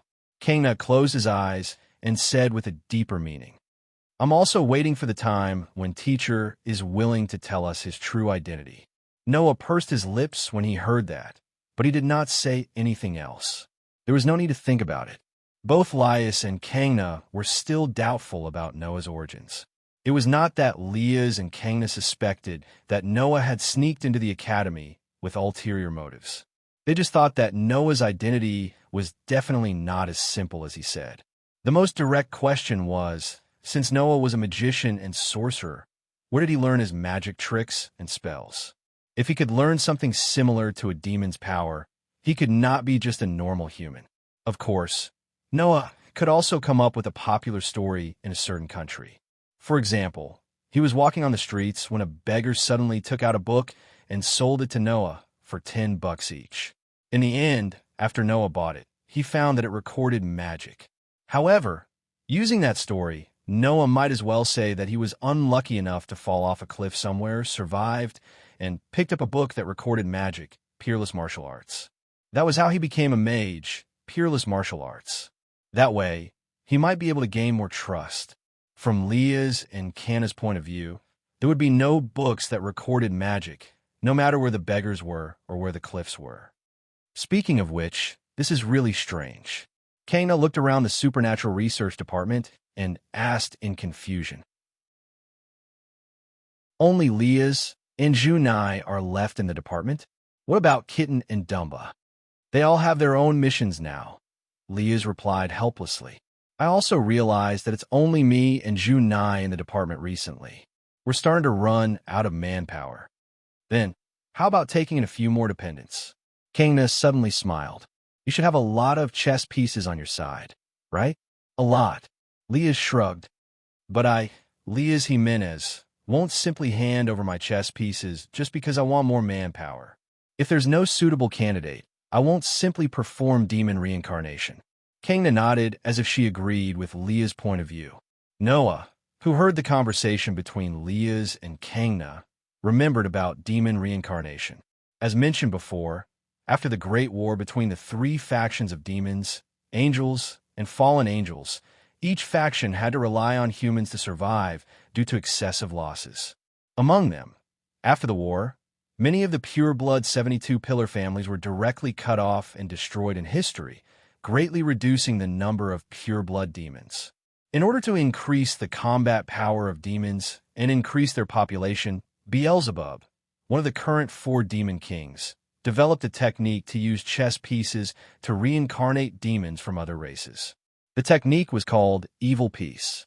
It was a technique that used chess in the human world as a model to create chess pieces and provide them to superior demons, so that the superior demons could use them on creatures from other races, thereby allowing them to reincarnate as demons and become their own dependents and servants.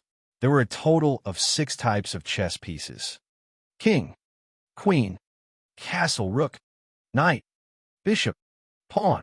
Among them, there was only 1 king and 1 queen, 2 rook, 2 knight, and 2 bishop, and 8 pawn, which was the most basic pawn. Moreover, each chess piece had the characteristics and different values to bestow certain abilities to the reincarnated dependents. The king was a superior demon who had obtained the evil piece. It had the ability to reincarnate other creatures into dependents, and its combat ability depended on the individual. The queen had the abilities of all chess pieces except for the king and pawn. Its value was equivalent to 9 pawns. The rook would be endowed with super high attack and defense, and its value was equivalent to 5 pawns. The knight would be endowed with excellent speed, and its value was equivalent to 3 pawns. The bishop would be endowed with magic talent and ability, and its value was equivalent to 3 pawns. Pawn, on the other hand, had the ability to be promoted to any pawn other than king in the enemy's camp when he received the permission of the king. He could obtain the ability of that pawn and change it at will, including queen. Of course, as pure-blooded superior demons, Lilith and Kanna were both kings. Needless to say, Jurai Himejima and Juheim Shinra, who served Leah's and Kanna all day long, were the most valuable and powerful queen. As for the other chess pieces, Noah did not know about Kanna's side. But as for Lilith's side, Noah remembered that the kitten was a rook and Shiba Yudo was a knight. That was why the kitten had such monstrous strength, and Shiba Yudo's speed was also outstanding. No matter what, as a pure-blooded demon family, if you don't have powerful dependents that can match your status, it will affect your reputation, won't it? Kanna glanced at Lilith, especially since you were a special case. Even if you only represent a pure-blooded demon family now, you will soon have the reputation of a pure-blooded demon family added to your name. That has nothing to do with you. The smile on Lilith's face, which had been extremely noble and elegant all this while, seemed to have frozen. It disappeared in an instant, and her tone became gloomy. You're here to ask about what happened last night, right? Song wasn't surprised at all by Leah's sudden change in attitude. He nodded and walked up to Leah's, who had a rather sour expression on her face, and started talking to her. Noah, who had clearly seen Lilith's reaction, looked at Kijima Janai, who also had a complicated expression on her face. He hesitated for a moment before asking tentatively, "What does that mean?" Ji Dao Junai shook his head, forcing a smile as he said this. Sometimes, being born into a noble family is not necessarily a good thing. Upon hearing that, Noah shut his mouth and did not ask any more questions. It seemed that Lilith had a story too. Chapter 598. Aisha seemed to be very happy about being admitted to Full King Academy. Apart from the one time she showed up at the infirmary under Kitten's lead, she spent the rest of her time with Kitten, wandering around every corner of the academy. Noah even heard that under Kitten's invitation, Aisha even joined a first-year girls' physical education class and sat in on the first-year class. Noah didn't know how Kitten convinced the teacher to allow Aisha to attend physical education class and sit in on the class. Noah only knew that under such circumstances, Aisha and Kitten were together all day long. They didn't even wait for Noah after school and went straight home together.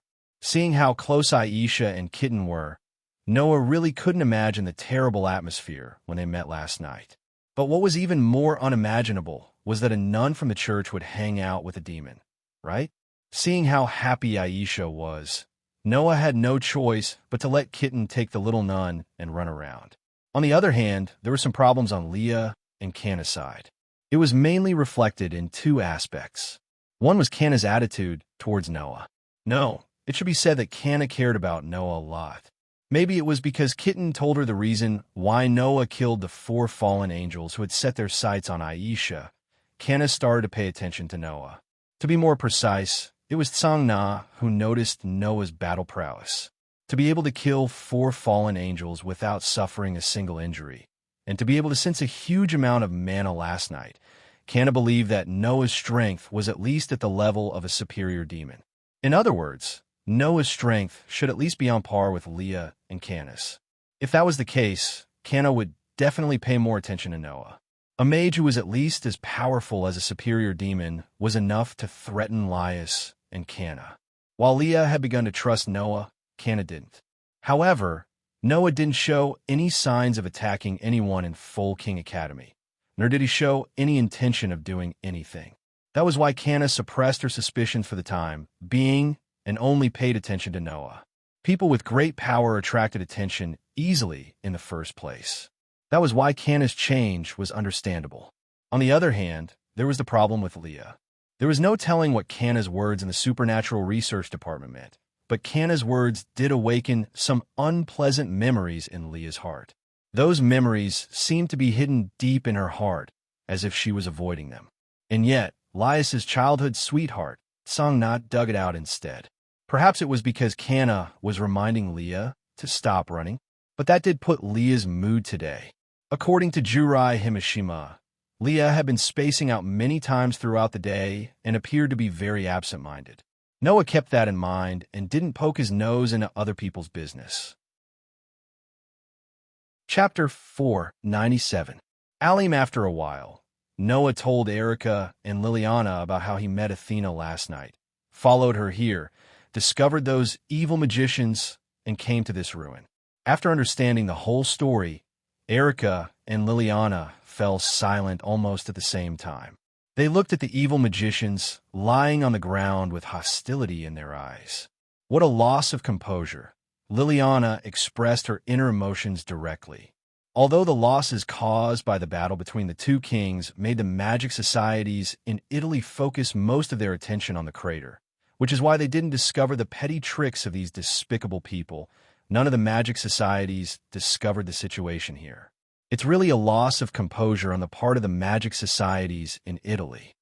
There's nothing we can do about it, Lily, Erica analyzed calmly. After all, Italy is basically controlled by various magic societies in secret now. Even if there were any ruins, they would have basically discovered them. Who would have thought that there would be undiscovered ruins hidden in this place? Or maybe someone discovered it, but didn't explore it, right? Noah made sarcastic remarks, as if it had nothing to do with him. Although they're all magic societies in Italy, there's also a hostile relationship between the Copper Black Cross and the Bronze Black Cross. It's impossible for all the magic societies in this country to be united. This ruin might have been discovered by some magic society, but in order not to attract the attention of other magic societies, they haven't found the opportunity to explore it. Noah glanced in the direction of the ruins. To put it simply, it's possible that some magic society has been hiding this ruin because they want to monopolize it and wait for the opportunity to explore it. In the end, it was discovered by these evil magic societies during this sensitive period, right? Erica sighed. It's not impossible. Upon hearing that, Liliana furrowed her brows subtly, revealing a trace of helplessness and irritation on her face. Liliana's personality was too straightforward, which could be said to be the most standard type of knight. Therefore, Liliana generally wouldn't get involved in complicated matters, such as conspiracy theories. It could be said that in terms of talent, in swordsmanship and magic, Liliana wasn't inferior to Erica at all. However, Liliana didn't have the temperament and qualities of a social lady at all. That was why Liliana had been toyed with by Erica since she was a child. Liliana could also understand the various speculations of Noah and Erica, but it was difficult for her to participate in the discussion. The only thing Liliana could do was to express her feelings without hiding anything. Hence, Liliana said, as if she was having a headache, I didn't expect that even a goddess like Athena would appear and look for the snake. Noah couldn't help but smile bitterly. After rolling his eyes at the shy Isha, who popped her head out of the bed, and Kitten, who was staring at him, he picked up 2 pieces of clothes on the ground and threw them on the bed. I put the ingredients I just bought for the supermarket into the refrigerator. Before I finish, if you're still hiding in the bed, I will directly lift the quilt. Huh? Isha was startled, and tears welled up in her eyes. Why are you like this? Kitten stared at Noah even more fiercely. Obscene healthcare teacher, Noah, who was completely accustomed to Kitten's sharp tongue, turned around indifferently and walked toward the kitchen. I mean what I say. Looking at Noah, who left this sentence and walked into the kitchen without looking back, Isha and Kitten looked at each other. After a moment of silence, they suddenly lifted the quilt at the same time and picked up the clothes that were thrown on the bed by Noah. When they saw the clothes, they both widened their eyes at the same time. This is... Sure enough, you are an animal teacher. Isha and Kitten had no choice but to put on the clothes when they heard the sound of the refrigerator door being closed. Even though their faces were red, they still put on the clothes. So, Noah, who came out of the kitchen, froze again as if he had been petrified. This was because Isha and Kitten's outfits were too destructive for men. It wasn't anything strange, though. However, at this time, Isha was only wearing pajamas that had been buttoned incorrectly due to panic. Moreover, she was only wearing the upper half of her body. Kitten was even worse. She was only wearing a white t-shirt. In other words, whether it was Isha or Kitten, they only covered their upper bodies, exposing their 2 white thighs to the air. Noah could even vaguely see that under the pajamas and t-shirts on Isha and Kitten there were faintly discernible patterns on their lower bodies. This caused Noah to involuntarily take a step back and exclaim in shock, "Why are you dressed like this?" Isha and Kitten, who were angry out of embarrassment, stared at Noah speechlessly. Noah suddenly remembered. He only threw one set of clothes to Isha and Kitten each. Noah covered his face. This kind of situation is inevitable when living together. Chapter 599. Cohabitation between a boy and a girl would cause all kinds of problems. If they loved each other and were already married, or if they were boyfriend and girlfriend and were so close that they couldn't be separated, then it was a different story. However, if the relationship between them could only stop at the level of friends, then all kinds of things would happen, and it was inevitable. Take Noah, for example. He had lived with a lot of girls before. For example, in the world of absolute double-blade, he first lived under the same roof with Ivanli and Julie, and then he lived in the same room with Lilith. At that time, all kinds of accidents had caused Noah a lot of trouble. However, among the three girls, except for Ivanli, Lilith, who was as dazzling as the sun, and Julie, who was as gentle as the moon, didn't have the self-awareness of a man and a woman. Maybe they trusted Noah too much, or they didn't put up their guard against Noah at all. During the cohabitation period, they had been training Noah's patience. It made Noah feel that the reason he could face girls so calmly now was all thanks to the two girls. On the contrary, in the world of Night of the Sorcerer, when he lived with Qingzi and Yuzhu, there weren't so many things that made people think of romantic things. First of all, the area of Jiyuan Temple was too big.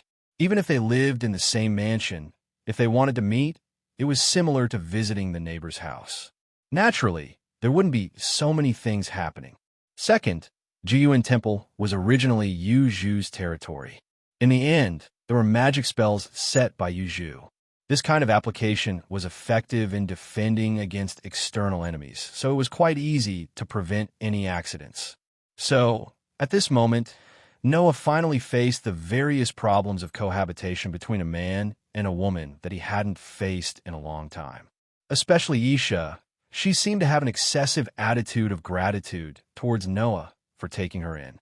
Coupled with her pure and kind nature, sometimes with just a few words, she could make Noah speechless.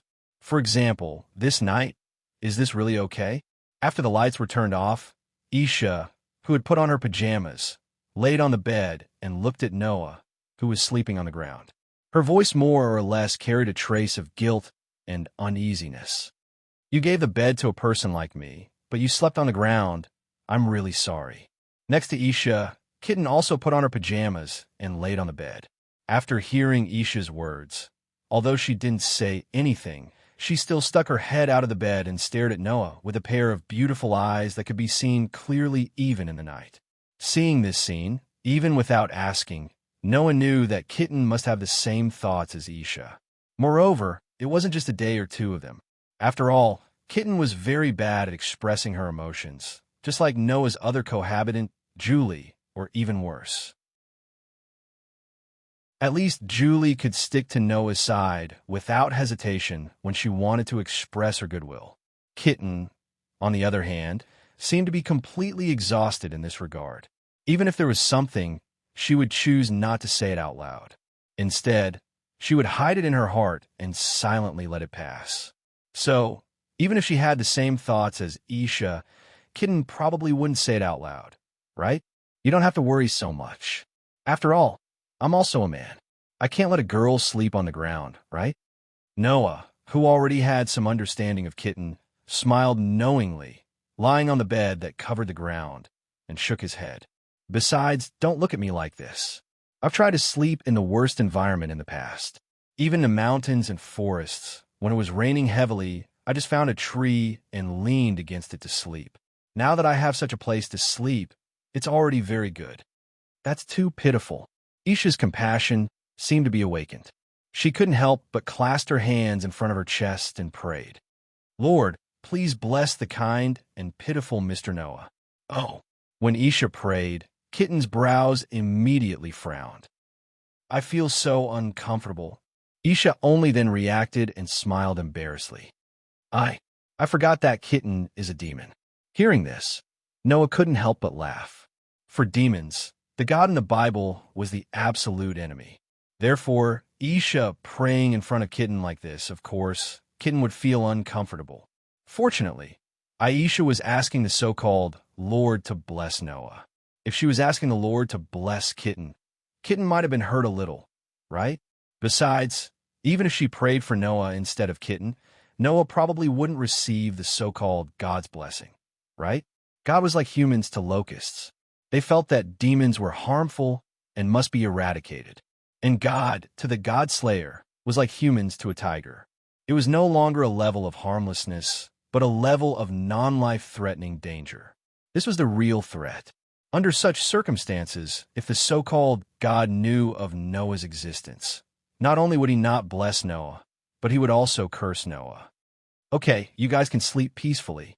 Immediately, Noah said with a chuckle, I don't think there's anything wrong with this. You guys don't have to worry about me. Is that so? Isha was startled. Then she thought of something and became a little shy. How about Mr. Noah also sleep with us? Noah, who had a knowing smile on his face. After hearing this sentence, the expression on his face completely froze, and he fell into a state of speechlessness. This way, everyone will be able to sleep comfortably, right? Isha seemed to have realized how ambiguous her words were. Her pretty face turned red, and she hurriedly explained in a panic. Cat, Kita-chan also thinks that this is better, right? However, the small cat made such a sound. Rejected. Aisha immediately lowered her head in dejection. Seeing this, Noah laughed bitterly. Okay, go to sleep. You still have school tomorrow, really. Isha and Kitten both nodded in unison. At this moment, a small red magic circle suddenly appeared beside the kitten's ear like a headset covering one of its ears. Kitten was stunned at first. Then she reacted, straightened up, and began to speak to the magic circle. Is this Senior Junai? Surprisingly, it was a small, convenient magic circle used for communication. Kitten began to whisper to the magic circle beside her ear. After a while, she wiped her ear and canceled the appearance of the magic circle. At the same time, Kitten's face also showed a serious expression, looked at Noah, and said this sentence in front of Noah and Isha. The minister is gone. In the silent night, outside the gate of the empty Komoy Academy, Noah slowly walked from afar. When he arrived in front of the school gate, he leaped and easily jumped over the fence of the school gate, entered the academy, and walked in the direction of the old school building. Liath was gone. This was the news that Junai brought to Kitten. However, this news was a bit unclear. To be more precise, it should be said that Liath had never returned home. Junai, who discovered this, contacted Kitten and seemed to want to ask if Kitten had seen Liath. But of course, Kitten, who had been fooling around with Isha all day, of course, was not with Liath. While Junai thought that Liath should be fine, Kitten seemed to be very worried. To ease Kitten's mind, Noah came to Komoy Academy to see if he could find Liath. Noah's intuition told him that Liath should still be in the academy. Noah walked into the old schoolhouse and arrived at the Supernatural Research Department. He gently opened the unlocked door of the Supernatural Research Department and cast his gaze inside. Noah noticed it at first glance. Beside the window of the Supernatural Research Department, a beautiful figure with red hair fluttering in the wind stood there, leaning sideways against the window, looking at the night sky outside. Her pretty face under the soft moonlight showed a pitiful and helpless feeling. As expected, Liath was still in the academy. And it was very obvious that Liath was still here, not because she had something to do, but because she had a lot of things on her mind. Noah had already vaguely noticed this possibility. That was why Noah felt that Liath did not go home. She was not running around outside, but was still in the old school building and had not returned. Chapter 600. To be honest, this was the first time Noah had seen Leah's pitiful and helpless look. In the past, Leah gave Noah the impression that she was a person who had received an advanced education. Her every move carried a kind of majesty and elegance, and no one could find fault with it. After all, in the evil piece, Leah was the king, and Leah's every action and action did not disappoint her position as the king at all. She was smart and capable, and sometimes even made people feel that she was the next leader of a pure-blooded noble among the demons. She was impeccable, but at that very moment, the Laius in front of Noah was no longer a smart and capable young lady of a noble family. Instead, she was just an ordinary girl who had fallen into a heavy heart. It was hard to believe that such a strong person had become so weak. It was because of this disbelief that no man could stand by and watch Leah in front of him, right? At least, that was the case for Noah. At once, Noah closed the door of the paranormal research department and approached Laius, who was looking out of the window, and spoke softly. Leah, although his voice was soft in the silent and dark supernatural research department, Noah's call was still quite harsh. However, Leah did not seem to notice Noah's voice at all. She did not even notice Noah's approach. She just looked out of the window in a daze. Her eyes were even a little unfocused, and she had completely fallen into a state of absent-mindedness. If Noah really had any bad intentions toward Leah, he could definitely kill her with a single blow right now, right?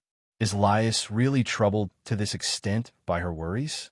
Noah frowned slightly, reached out, and put his hand on Leah's shoulder. Leah, it's time to wake up.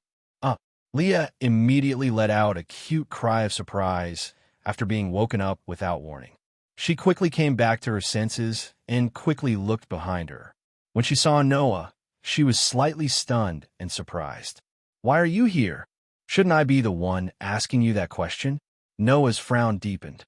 It's already so late. Why are you still here? Late? Leah looked out of the window in confusion, and when she saw that the sky outside was completely dark, her expression became even more surprised. It's already so late? Didn't you notice the time? Noah was a little surprised. What were you so lost in thought about? In nothing. It was only then that Leah realized what was going on. After adjusting her emotions, she showed Noah her usual noble, elegant, and heroic smile. You're here for me, teacher? Thank you very much. Seeing that Leah had returned to her usual self, Noah did not feel relieved. Instead, he sighed. The way you look now only tells me that you're trying to be brave. What? The smile on Leah's face changed slightly. She turned her back to Noah, as if she did not want Noah to see her expression. I'm not trying to be brave. It's just that you're too worried, teacher. I'm fine. I'm just worried. Noah shook his head and went to the other side of the window. He leaned against it and stood on the left and right side of the Supernatural Research Department's window. Then, he turned and looked at the night view outside. But those cute family members of yours are not just worried. They're very worried. Leah fell silent all of a sudden. Clearly, she knew that if she continued to hide it, she would really be trying to be brave. The surroundings suddenly became quiet, and the atmosphere in the Supernatural Research Department became a little strange. Not long after, Leah suddenly spoke. Do you think it's good to be born into nobility, teacher? Leah's words reminded Noah of what Jurai Himejima said in the morning. So, Noah replied to Leah's question with what Junai Himeshima had said to Leah's. Sometimes, being born into nobility isn't necessarily a good thing. You're right. Leah's expression became a little bitter, but it quickly turned into a somewhat illusory, gloomy face as if she was going to go far away. However, I don't think it's a bad thing that I was born into the Gemengli family. In fact, I'm very grateful that fate allowed me to be born into the Gemengli family, allowing me to have a loving family and endless glory. Is that so? Noah glanced at Leah as if he wanted to see through her heart. Do you really think so? Yes. Leah nodded heavily and looked out of the window. But, if it's possible, I hope that people will remember that I'm still Leah while bearing the name of Gimli. The meaning behind her words was obvious. Noah didn't know how famous the Gimli family was or how high their status was. But being born into such a family, Leah's brilliance would inevitably be overshadowed. When people saw Leah, they would only say that's the next head of the Gimli family and not that's Leah. Just like how Noah and Lax's were looked at through color glasses because they were Makarov's grandsons, Leah must have had the same experience. When she did something outstanding that ordinary people couldn't achieve, people would think that since she was born into such a special family, it was natural for her to have such achievements. If she didn't have any outstanding achievements, people would look at her with contempt, thinking that it was a stain on her noble birth and that she didn't deserve to have such a status. Lax's became neurotic because of this. Leah wasn't as extreme as Lax's, but she still felt pressured. I'm proud to be a member of the Gimli family. Leah smiled bitterly at Noah with a puzzled expression. So, I don't want the name Gimli to burden me. Do you understand, teacher? Since you're born into a noble family, sometimes there are many things that are beyond your control, Noah said faintly after a moment of silence. The most common example is being unable to decide who you're going to marry, right? This sentence made Leah lower her head and bury her pretty face under her red bangs, covering all her expression. In response, Noah just smiled abruptly. Actually, I'm also engaged, and I have 2 fiancés. Leah's ears twitched slightly, as if she was reacting to Noah's words. They've liked me since they were young, but I've never responded to this. It wasn't until recently that we finally got married and made a promise to each other for a lifetime. At that time, I really thought that the marriage was quite beautiful, and I wanted to make this marriage a beautiful one. As if he didn't see Leah's expression, Noah began to speak, minding his own business. A lifetime of mutual consent isn't just something that girls can dream of. It's also an extravagant hope in the heart of anyone who has a longing for love. And to be able to promise a lifetime with the person whose heart is closest to yours, that marriage is undoubtedly a happy one. Everyone wants it. With that said, Noah sighed. However, an unconsensual marriage isn't burdened with the vision of the future, but with the heavy burden of reality. No matter what the purpose is, it will only be a kind of hurt. Just take it as a teacher's advice for your life. Noah smiled at Leah. Don't be blinded by the surname Gimli. You just have to be Leah, and if you let go of the disadvantages of the surname, you must also let go of the benefits of the surname. What the family gives you is often something that you can only accept unilaterally. So if you want something, you have to fight for it yourself. Leah almost couldn't help but say this. But isn't my strength limited? Then can't you not fight alone? Noah replied matter-of-factly. Aren't there many people around you who can lend you strength? Leah fell into deep thought. Noah didn't disturb Leah. He just smiled and looked at the night view outside the window. The night passed just like that. Chapter 601. That night, only the 2 of them knew the content of the conversation between Noah and Leah. Noah did not reveal it to Isha and the kitten, and Leah did not seem to have told Jurai Himashima either. However, since then, Leah had returned to her previous valiant and heroic performance. Although she would think seriously from time to time, her state was no longer as bad as before the conversation. If there was anything that had changed, it would be that Leah would often consult Noah about life, as if she hoped that Noah could give her some advice on what to do next. In this regard, Noah naturally would not refuse. Sometimes, he would chat with Leah to relieve Leah's worries. After about 3 days of this life, Leah seemed to have made a major decision in her heart. She no longer came to Noah to consult about life. Instead, she would often quietly contact someone in the dark. According to Jurai Himashima, Leah did not even tell her about this matter. This was a very rare thing. One must know that for a superior demon king, the queen was not only the most capable assistant by his side, but also the confidant who could solve problems the most. If Leah did not tell Jurai Himashima what she was doing, it proved that it was definitely not an ordinary matter. And according to Jurai Himashima, although she did not know who Leah often contacted, she could sometimes see her very excited about something on the other side of the small magic circle used for communication. So, if this continued, Jurai Himashima would sooner or later know what Leah was doing. On the contrary, Noah vaguely guessed what Leah was planning to do. However, Noah would not object to this matter. Rather, he would support it and let Leah do whatever she wanted. And so, 3 days passed just like that. This morning, Noah brought the kitten along as usual, walking on the crowded Academy Avenue in the direction of the school building. Oomph, oomph, oomph. On the other side of Noah, Isha, who was wearing the Colt King Academy's uniform, was also walking with a school bag in her hand. She was so happy that she was humming a song. Seeing this, the kitten could not help but speak softly. From today onwards, Aisha will be my senior. Yes, Isha's admission procedures were finally completed yesterday. Today, she was finally a second-year student in Colt King Academy as a student. Originally, with Leah's power, this matter should have been completed much faster. But Leah herself had more important things to do, so it was delayed until today. Even so, Aisha looked very happy. From today onwards, I'm also a student of this academy. Isha smiled shyly at Noah. Should I also call Mr. Noah a teacher? Compared to Mr. Noah's polite way of calling me a teacher, I think it's much more intimate. Noah patted Isha's head. Although I'm not in charge of teaching, Isha can still come to me in the infirmary if she needs anything. Senior Isha doesn't need to go to a teacher, the kitten said without looking back. Senior Isha's sacred gear can heal all kinds of injuries.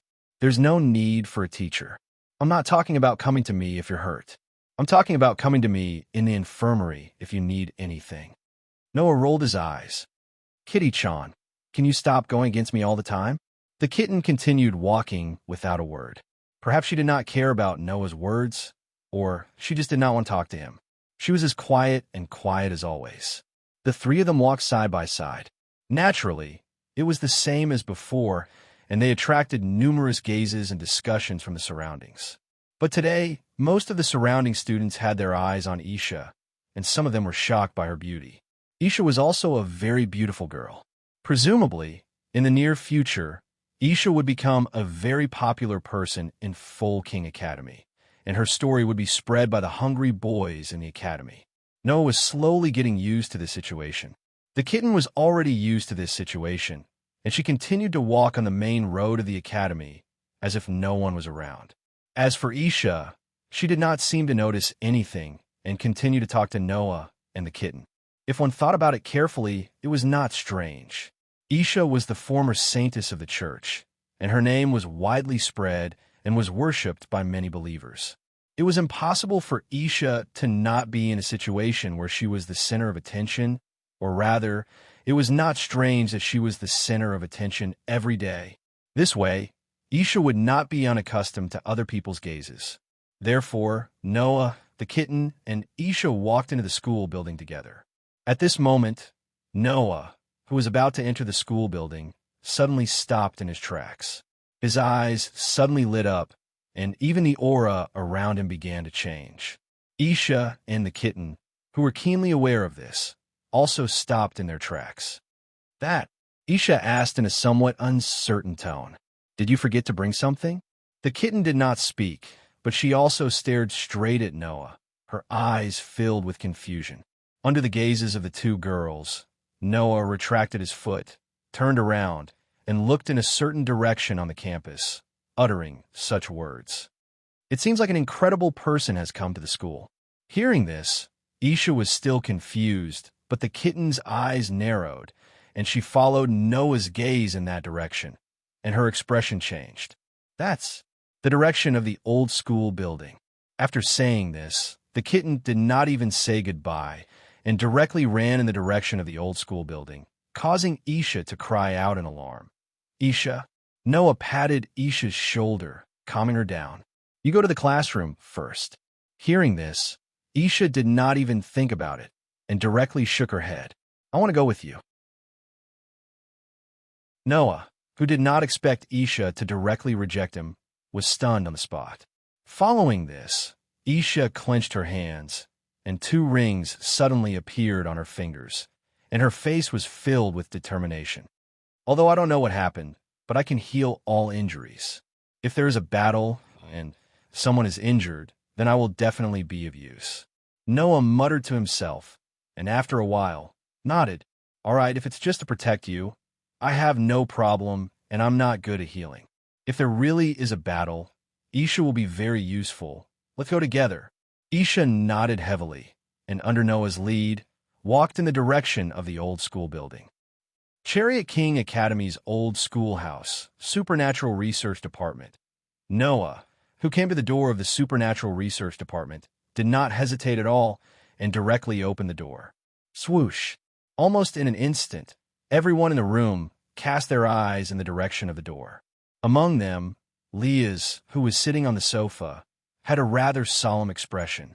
Junai, who stood behind Liaz as usual, had her usual smile on her face, but there was a faint feeling of a fake smile. The kitten, who came to the Supernatural Research Department before Noah and Isha, also stood beside Junai. As Liaz's dependent, she stood behind Liaz, who was sitting on the sofa, with a cold look on her face. In such a room, an unusually heavy and tense atmosphere permeated the surroundings, bringing about an indescribable pressure. Isha seemed to be intimidated by the atmosphere in the room, and she could not help but hide behind Noah, clutching Noah's clothes with an uneasy expression. Noah just gently patted Isha's hand to comfort her, and his eyes were completely attracted by another person in the room. It was a very tall woman with silver hair tied into 2 braids in front of her, standing in the middle of the magic circle engraved on the ground of the Supernatural Research Department, like a servant waiting for orders. She was wearing a maid outfit, and her whole body exuded a cold aura. Noah did indeed feel a rather formidable aura from this person.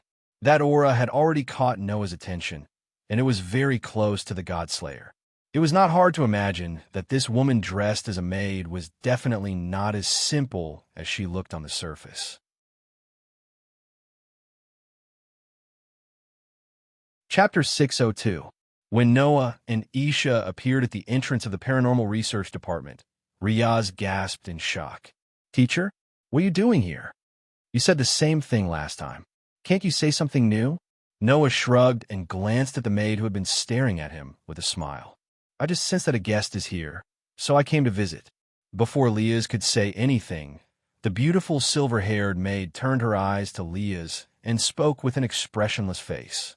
"Lady Riaz, are you planning to let a human intervene in this matter? I know what I should do. You don't have to ask." Riaz frowned and stared at the silver-haired maid with a sharp gaze. "Or is it that, Gilifia, I can't even make my own decisions on matters of this level?" "No, that's not what I meant." The maid named Gilifia bowed at Riaz. Her attitude was very humble, but her tone was neither servile nor overbearing. "You are the next head of the Gemengli family. Of course, I can't object to your decision." "You don't object?" Riaz spoke with a rare hint of mockery. "Then why are you here when I'm objecting to the family's decision?" "Of course, that's not my intention," Gilifia replied calmly. "I'm here on the orders of the Master and the Demon King, Lord Lucifer." It wasn't just Leah's, but also Junai and Kitten's faces darkened at once. Demon King Lucifer? Isha was shocked by the title. Not to mention Aisha, even Noah was stunned as he looked at Leah. Lucifer, one of the 4 demon kings who ruled the demon realm at the peak of the demon realm.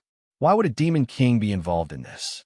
Perhaps she had sensed Noah's confusion, but Haimajima Junai, who was standing behind Lias, explained. Moreover, as soon as he opened his mouth, Jurai Himashima revealed a fact that shocked Noah and Isha. The current demon king Lucifer is the elder brother of Minister Lias.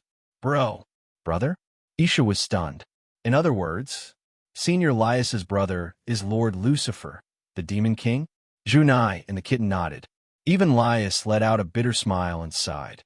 If possible, I really don't want to bring up the name of my elder brother everywhere. I can understand your feelings, but even without the identity of Demon King Lucifer's sister, you are still the next head of the house.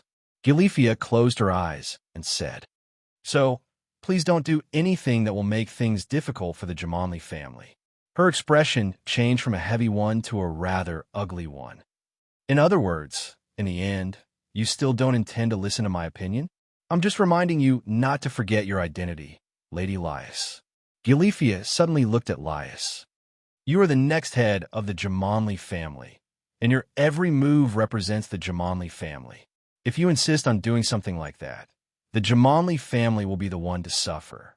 How can you face the Jamanli family if that happens? Don't use the Jamanli family to pressure me. I know what I'm doing. Lias's expression was getting worse, but her eyes were unusually firm. Since I'm the next head of the Jamanli family, at least let me decide on things of this level. I'd rather not be the head of the Jamanli family who can't decide anything. Galifia's gaze sharpened at those words, and she stared at Leah without blinking. Are you serious? Galifia had actually abandoned the honorifics. If Galifia was really a maid like she appeared to be on the surface, then her actions were extremely rude. But Lias actually showed a hint of fear in the face of such a Galifia, but she still looked back at her with a firm gaze. I made up my mind, Galifia. I won't compromise. I want to make a decision for myself. If you can't satisfy me, then I won't go back before you agree, and I won't call myself the next head of the Jamanli family. Following the spread of this sentence, the originally very tense and heavy atmosphere of the scene became even more scalp-numbing. Isha had shrunk behind Noah. While she wasn't trembling, she didn't dare to look in Lias and Galifia's direction anymore. Clearly, she was starting to feel fear. Noah, who had been quietly listening to Lias and Galifia's conversation, narrowed his eyes and more or less understood what was going on. From Lias's words, it was clear that the Jamanli family was forcing her to do something, and she wasn't willing to do it. But Lias was not willing to carry out this matter at all. Finally, after a conversation with Noah a while ago, she decided to put forward her opinion to the family. And just like that, the conflict between Lias and the Jamanli family attracted Galifia. Perhaps Galifia was here to persuade Lias on behalf of the Jamanli family. As for the matter of Lias being forced to compromise, Noah believed that it was most likely because of the engagement, judging from her performance in the previous conversation. In other words, the Jamanli family had made the decision on Lias's marriage on their own. Naturally, the disgusted Lias started to resist. It was as simple as that. This was a game between Lias and the Jamanli family. Therefore, Noah, who was neither a demon nor a relative of either side, naturally couldn't intervene. Otherwise, it would only cause unnecessary disputes, and it might even lead to the issue between humans and demons instead of Lias and the Jamanli family. That was no laughing matter. Therefore, even if he wanted to intervene, he had to find an opportunity. Noah pondered in his heart and began to look for an opportunity to intervene. Who knew that opportunities would always come unknowingly? In the corner of the supernatural research department, the huge magic circle engraved on the ground suddenly lit up, vibrating the air and emitting a blinding light. Within the light, the magic circle engraved with the Jamanli family's coat of arms began to slowly transform into another pattern. Lias, Jurai Himishima, and Kitten were all shocked the moment they saw the pattern. While everyone's attention was attracted by the unfamiliar magic circle that suddenly appeared, a scorching flame suddenly burned along the edge of the magic circle. And in the scorching flame, a figure slowly emerged. Seeing the owner of the figure, Lias' expression became extremely gloomy, and her eyes were filled with hostility. Noah followed Lias' gaze and saw a man in a red suit without a tie. The shirt under the suit was also casually open to his chest. Although his facial features were regular, there was a hint of fierceness in his expression. The man was probably in his early 20s, a few years older than Noah. However, when he turned his head and looked at Lias, the smile on his face was no different from that of an ordinary gangster. There was no sense of maturity at all. "Yo, Lias, I'm here to see you." Lias's expression became more and more unpleasant. Even if there was no disgust on her face, her displeasure instantly infected everyone present. Seeing this, Noah somewhat understood the identity of the person who had come. "Let me introduce them to everyone." Galifia stepped forward at the right time and spoke in a tone that reminded one of a robot. "This is Rissel Phoenix, the third young master of the Phoenix family, a pure-blooded demon family in the underworld. He is also Lady Lias' fiancé, the fiancé of the next head of the Jamanli family." As expected, Galifia's introduction was basically the same as Noah expected. This guy named Rissel was the fiancé arranged by the Jamanli family for Lias. Looking at Rissel, who casually put his hands in his pockets and had a smile on his face that made him look like a bully who would bully the weak at any moment, the corners of Noah's mouth slowly curled up. The opportunity to intervene had presented itself to him.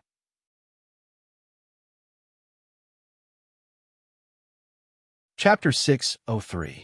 Whoosh! The scorching flames set off layers of sparks with a magic circle as the center. They danced in the air and scattered in all directions. With his hands in his pockets, Rissel, who looked like a thug, did not even look at the others. Instead, he directed his ferocious gaze at Liesel with a mischievous smile on his face, which made Liesel's expression stiffen. "Rissel, what are you doing here? I don't really like coming to the human world. The air and wind in this world are too dirty. It's very uncomfortable for a demon like me, who controls fire and wind." Rissel shrugged helplessly. "But even I would be anxious to hear that my fiancé is planning to break off the engagement. Liesel, if you're obedient now, I can go back now." In other words, Rissel came here specifically because he heard that Liesel was planning to break off the engagement. That's quite thoughtful indeed. But it's a pity that he used his thoughtfulness on the wrong person. "Rissel, you're not anxious about me, your fiancé. You're anxious because the path of building a good relationship between Phoenix and the Gimli family is about to be gone, right?" Liesel looked at Rissel coldly. "Since you already know that I'm planning to break off the engagement, you still came to me. That will only intensify my thoughts." Rissel was still smiling mischievously. Even his eyes revealed a look of indifference, as though he was scoffing at Liesel's thoughts. "Say, Liesel, don't tell me you don't know that the Gimli family's current situation is not as good as it seems on the surface?" Liesel did not say anything. She only stared at Rissel, which made him twitch his mouth helplessly. In the perennial war with the angels and fallen angels, many pure-blooded demons on our side have died. Even though we're now out of the war, we're still engaged in small-scale conflicts and confrontations with the angels and fallen angels. It's not that there's no danger. This is especially true for young demons like you, who are left in the mortal world and do not have the protection of their families. Reiser spoke frankly. The heirs of pure-blooded demons die in pointless conflicts with angels and fallen angels. It's not rare for the bloodline of the family to be severed. You should know how important this is to us pure-blooded demon families, right? Lias remained silent, but her gaze was getting sharper. It wasn't just Lias. Apart from Aisha, who didn't know what was going on, everyone knew what Rissel was talking about. Even Noah, an outsider who had been in this world for less than a month, could roughly sense the demon's predicament with his sharp political instincts. Due to the large decrease in the number of pure-blooded demons, Beelzebub, one of the current 4 demon kings, developed the technology to turn creatures of other races into demons in order to increase the strength and number of demons. In the demon piece, that gave superior demons the ability to provide creatures of other races for reincarnation. A superior demon could have up to 15 reincarnated demons as servants. This way, with the reincarnation of superior demons, the number of demons reincarnated from other races in the underworld, or more accurately, the demon realm, became stronger and stronger. That was why the pure-blooded demons should be worried. They were worried that the ancient pure-blooded demons like them would gradually be replaced by the reincarnated demons from other races. They would become more and more powerless, and in the end, there might not be any pure-blooded demons in the entire demon realm. Demons do need new blood now, and we won't reject the reincarnated demons since they are our hope to continue living. But we can't let pure-blooded demons go extinct just like that, can we? Rissel looked at Lias, amused. In order to not let pure-blooded demons go extinct, Gimli and Phoenix chose you and me to give birth to pure-blooded demon descendants. This is a problem that all pure-blooded demon families have to consider. Compared to me, your family situation is more serious. At least I have 2 elder brothers, and you don't have to worry about the Phoenix family having no one to inherit if I die. But your family is different, isn't it? There are only 2 siblings in your family, and your elder brother has already left that family to ascend to the top as a demon king. It's impossible for him to lower himself to inherit a pure-blooded demon family. So, only you, Leahs, are left to inherit your family. Rissel pouted. If you don't find a husband and give birth to a descendant, your Gimli family will be completely cut off once you die. There aren't many pure-blooded demon families left in the first place. If we lose the Gimli family, the demon situation will be even worse. So, our marriage is related to the future of demons. Do you understand, Leas? Rissel's smile suddenly disappeared, and he stared coldly at Leas. Even if you want to be willful, I won't let you throw a tantrum. Leas, I'm not only here to see you today, but also to make you take back your decision. Otherwise, I can't guarantee that I won't do anything bad next.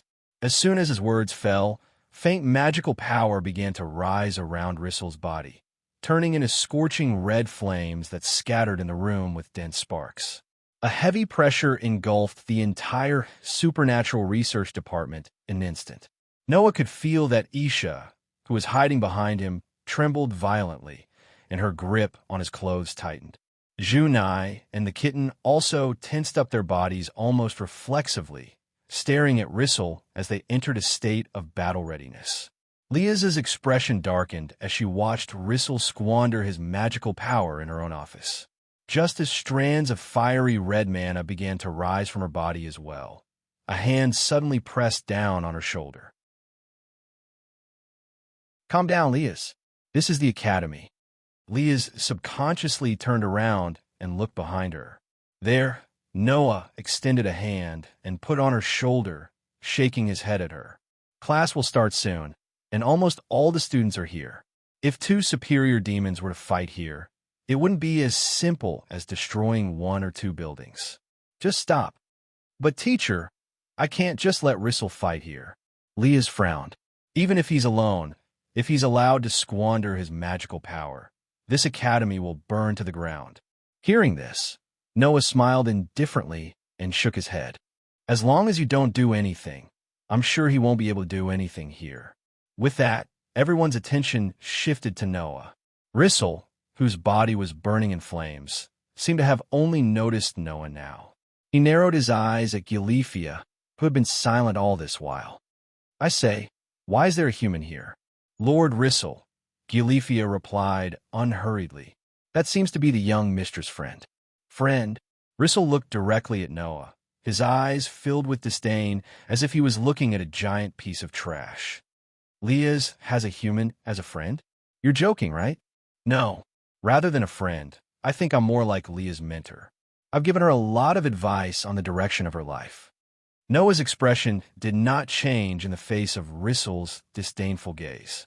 He merely smiled and said, Fortunately, Leahs listens to me. I told her to find her own happiness, and she immediately called off the marriage. She's quite obedient, isn't she? This sentence made the atmosphere drop to the freezing point in an instant. Teacher, Leahs, Aisha, Haimajumajurai, Kitten, and the others all cried out in shock. Gilifia also turned to Noah, her eyes filled with coldness.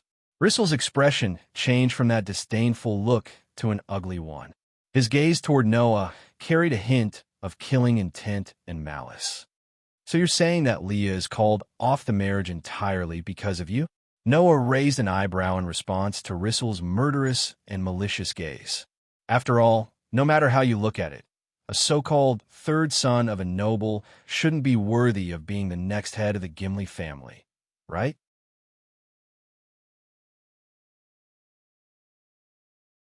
Chapter 604.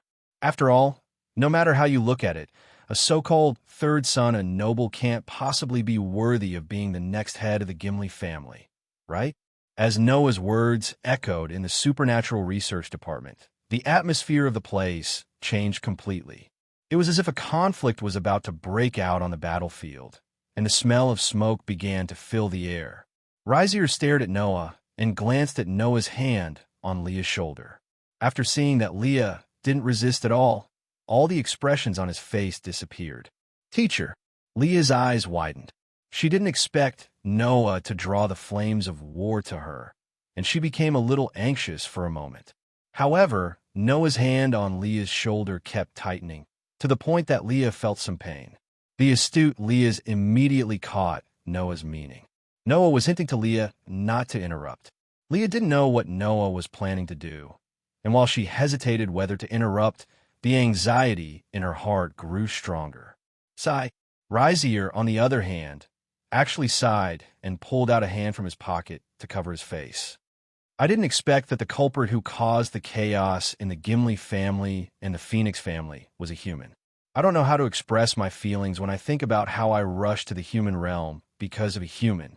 With that, Rizier opened his eyes and looked straight at Noah through the gaps between his fingers. There was no emotion in his eyes. Then, it shouldn't be a problem if I kill him, right? Leah, Aisha, Jurai Himashima, and Kitten's expressions changed instantly. No one doubted that Rizier was just saying that for fun. After all, to demons, 1 or 2 human lives were something they could take as they wished, and they wouldn't feel guilty at all. On the other hand, demons like Leah's and Kangna, who had assimilated into human society and were friendly instead of hostile, were the truly unusual ones. In addition, the heavy murderous aura emitted from Rizzle's body told everyone present that he was a very dangerous person. He was serious. Facing such a riser, Noah looked up. Even though he was enveloped by that heavy, murderous aura, his expression remained calm. He only said this one sentence. "It doesn't matter. If you can do it, just do it." "Teacher," Leah's could not help but call out. "Please calm down. Don't worry, Leah's. I'm not losing my cool. I just find it interesting." Noah patted Liesel's shoulder.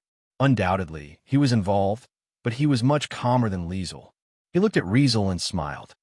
Undoubtedly, it has already reached the point where it can't continue without humans, yet it still looks down on humans. Don't you think this kind of demon is very funny? Noah's words had targeted all demons. This time, not to mention Leah's and the others, even Gilifia frowned. "Human, you really do have guts." Riser laughed. His laughter was a little crazy. He looked at Noah with a gaze full of mockery. "Since you've said so, I'll kill you even if it's for the demon's reputation. If belittling humans and showing off the demon's superiority is for the demon's reputation, then I don't mind you doing it." Noah's eyes were filled with mockery. "Then, Mr. Demon, are you planning to duel with me?" No. You've misunderstood." Rizzle shook his head with a smile, but there was no smile in his eyes. "It's too serious to call it a duel. It's just a little fun." With that, the mana around Rizzle expanded, turning the scorching flames into waves of fire that attacked the surroundings. Just as Rizzle was about to kill Noah, Noah raised an eyebrow, as if he didn't know that Rizzle was about to attack. "In other words, this isn't a duel, but a game?" "Ha! That's right." Rizzle laughed out loud. "It's just a game. Have fun." Upon hearing that, the corner of Noah's mouth slowly curled up. That arc made it seem as if everything was under his control. It was as if everything was within his expectations. "Since it's a game, there should be a wager, right?" "A wager?" Rizzle was stunned. "That's right, a wager." Noah pretended to be deep in thought for a moment. His eyes that were looking at Riser didn't lose their brightness. Then Noah said, "Oh, right. If you lose, I'll give your fiancée to you. How about that?" Everyone in the Supernatural Research Department was stunned when those words echoed in their ears. "Teacher," Leah's was completely stunned. She didn't expect things to develop like this, and she was at a loss. As for Gilifia, she felt a chill run down her spine when she saw the bright luster in Noah's eyes. She felt that the man in front of her seemed to have calculated everything, and forcibly changed the situation from the Gemengli family and the Phoenix family into a personal issue. In other words, this was no longer a confrontation between the Gemengli family and the Phoenix family, but a confrontation between Noah and Rizzle. Unknowingly, this man named Noah had the entire situation in his hands and grasped the crux of the situation. If Rizzle really did agree to Noah's wager out of impulse and lost, Gilifia found it unbelievable that such a thought popped up in her mind, and an ominous feeling gradually grew. Her instincts told her that she had to stop this from happening. Unfortunately, before she could stop him, Rizzle burst into laughter as if he had been poked in the funny part. It was as if he saw a circus clown performing in front of him, and he couldn't stop laughing no matter what. And so, Rizzle said that he had embarked on a path of no return. Then what if you lose? If I lose, I'll be responsible for convincing Leah's to go back with you and complete the marriage. Noah shrugged, as if he had been waiting for this for a long time. Since I have a way to make Leah's back out of the marriage, I naturally have a way to convince her to go through with it. I believe that if Leah's gives up on the idea of canceling the marriage, you'll have a lot less to worry about, right? Upon hearing Noah's words, Riser, who was just fooling around with Noah, froze for a moment before finally becoming serious. Teacher, Leah's called out again, and this time, she sounded very agitated. But just as Leah's was about to say something, Noah glanced at her. The unquestionable look in his eyes made Leah's heart skip a beat, and she couldn't help but swallow the words she was about to say. In Rizzle's eyes, that look meant that Riaz had agreed to it. His eyes sparkled at once. Right. Let's leave the game for tomorrow. At this moment, Noah changed the topic and said helplessly, As you can see, I'm just a human. If I win the game by luck, there's nothing I can do if some noble young master decides to go back on his word. That's why I hope that the Gimli family and the Phoenix family can witness the game tomorrow. That way, you won't be able to go back on your word, right? Superfluous. Rizzle sneered. Very well. Let the two families be the witnesses. With the nobles as witnesses, you won't be able to go back on your word, right, Leah's? Leah's took a step forward, but was still held back by Noah. Leah's, if you continue to object, it will only make the issue of your marriage back to an unsolvable stalemate, Noah reminded her. Unless you have a solution, everything you do is just a last-ditch struggle. Leah's was speechless. Very good. Then it's settled. Rizzle's face lit up with joy as he laughed. I'll look forward to tomorrow then. Seeing that the situation had entered an irreversible state, Gilifia had nothing else to say, which made Noah smile. And just like that, the matter was successfully taken over by Noah. Everything was going smoothly.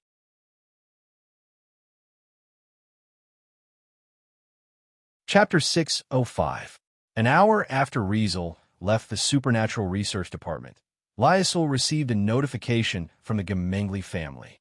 Tomorrow, the bet between Noah Dole and Rizzle Phoenix will be held in the form of an official duel.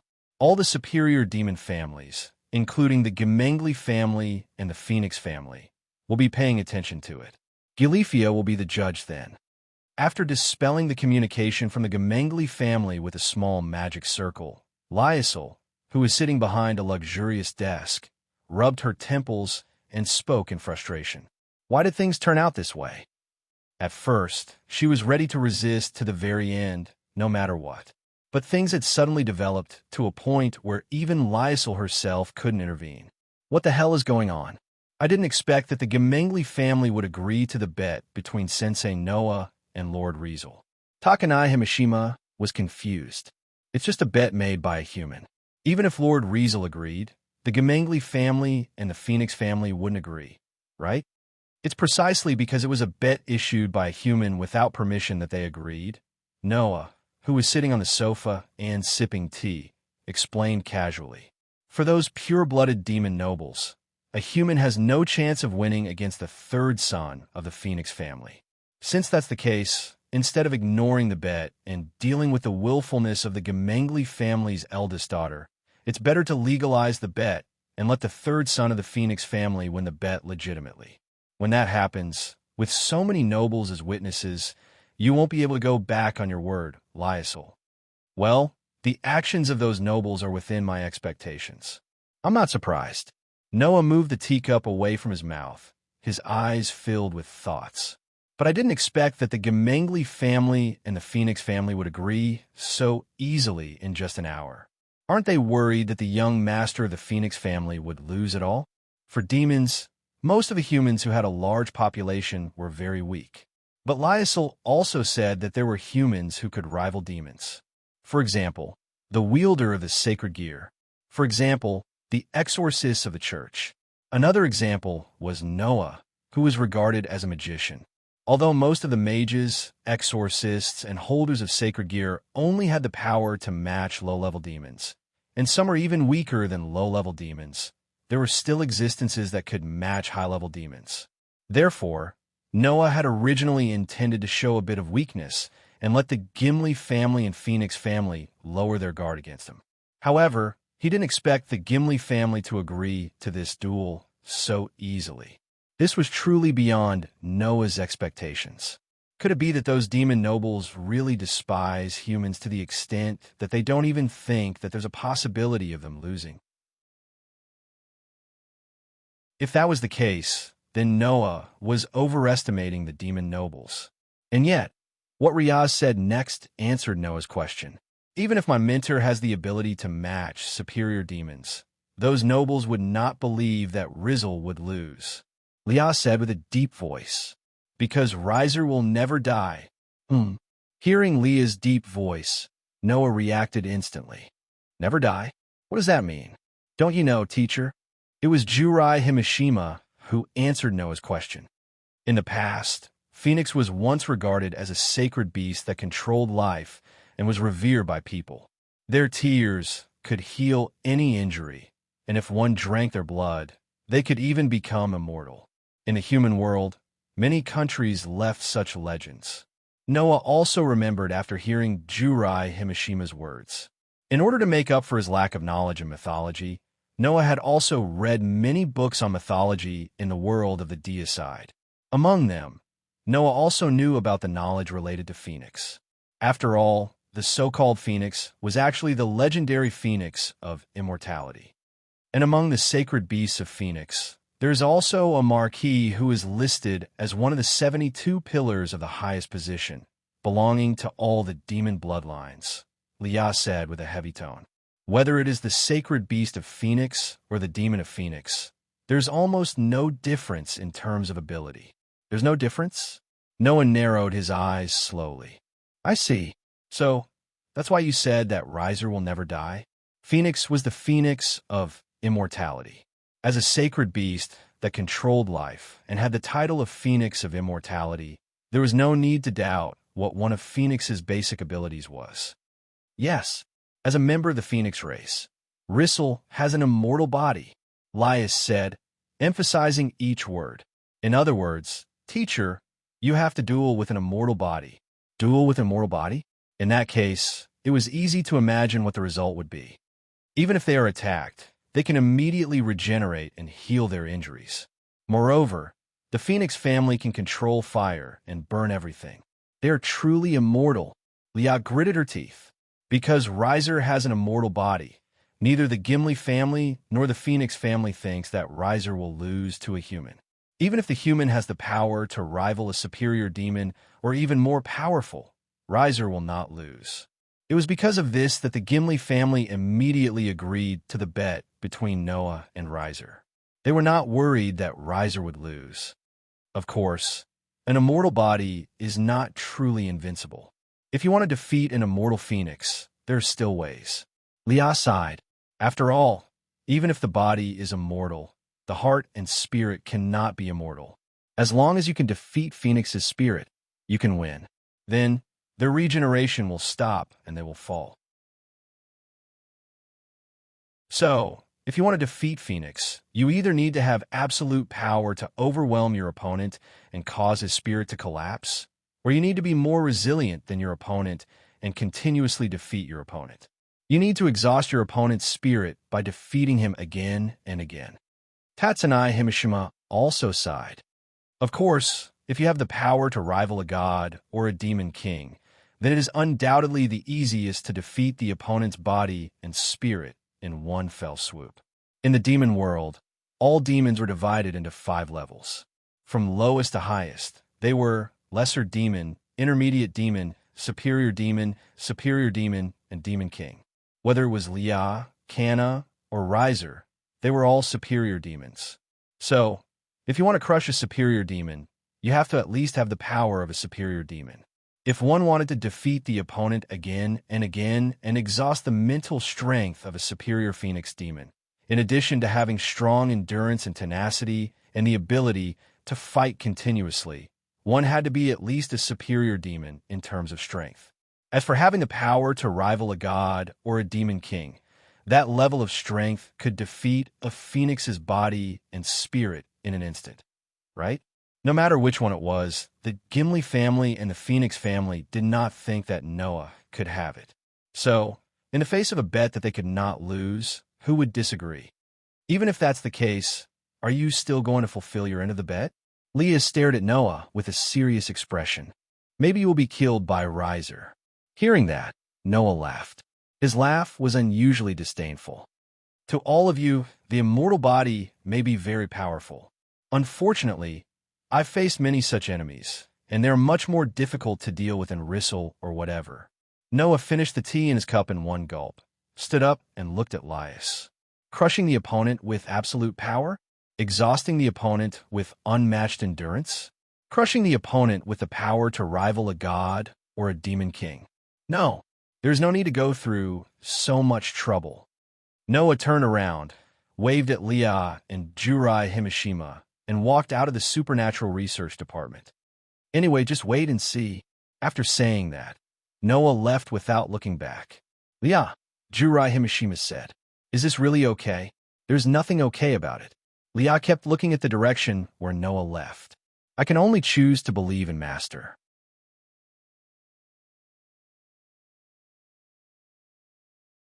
Chapter 606. Gilifia and Riesel came to the Supernatural Research Department in the morning to look for Liesel. There were no classes in Chariot King Academy at that time, so everyone could gather in the department.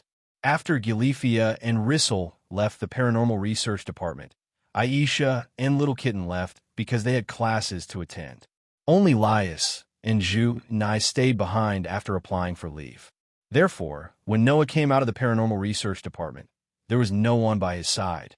However, when Noah left the Supernatural Research Department, he met someone on his way to the school dormitory. At the sight of the girl leaning against the trunk of a tree beside School Avenue, as if she was waiting for someone, Noah stopped and raised his eyebrows slightly with a spurious smile.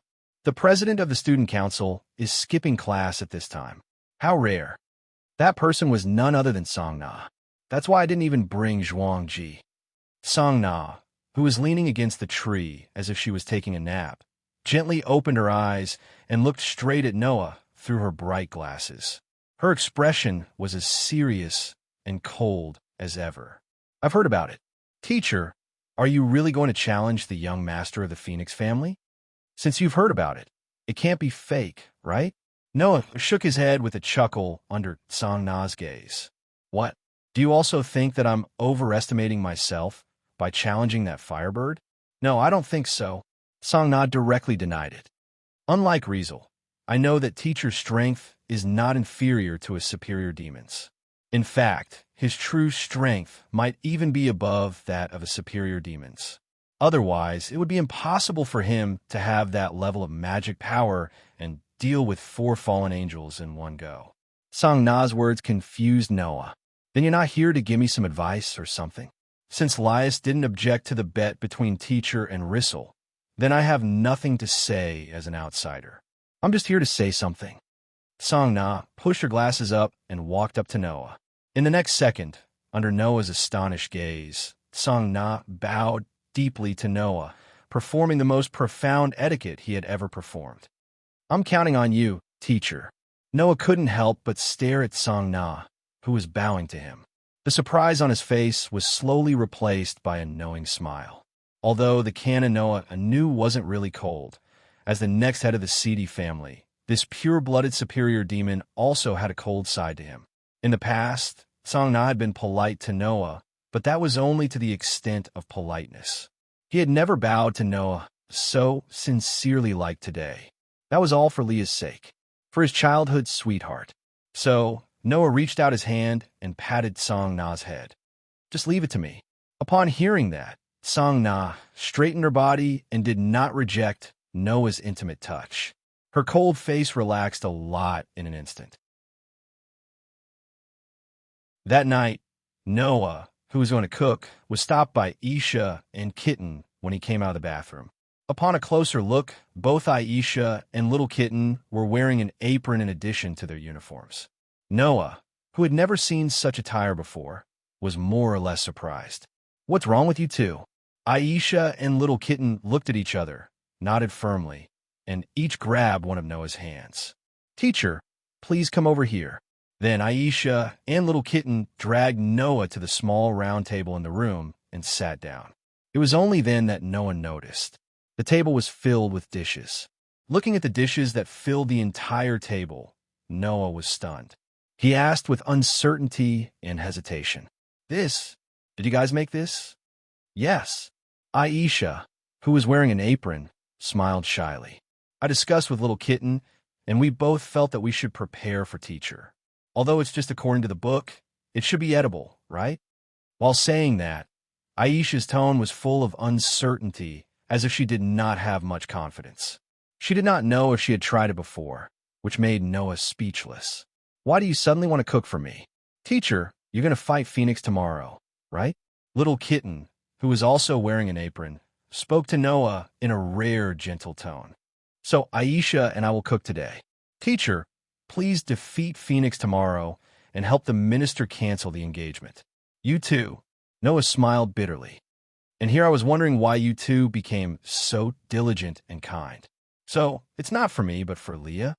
"No, it's not like that." Aisha immediately shook her head. If you like it, teacher, I'll make it in the future. Please leave it to me." Compared to Aisha, Little Kitten seemed a little less enthusiastic. "I'll think about it.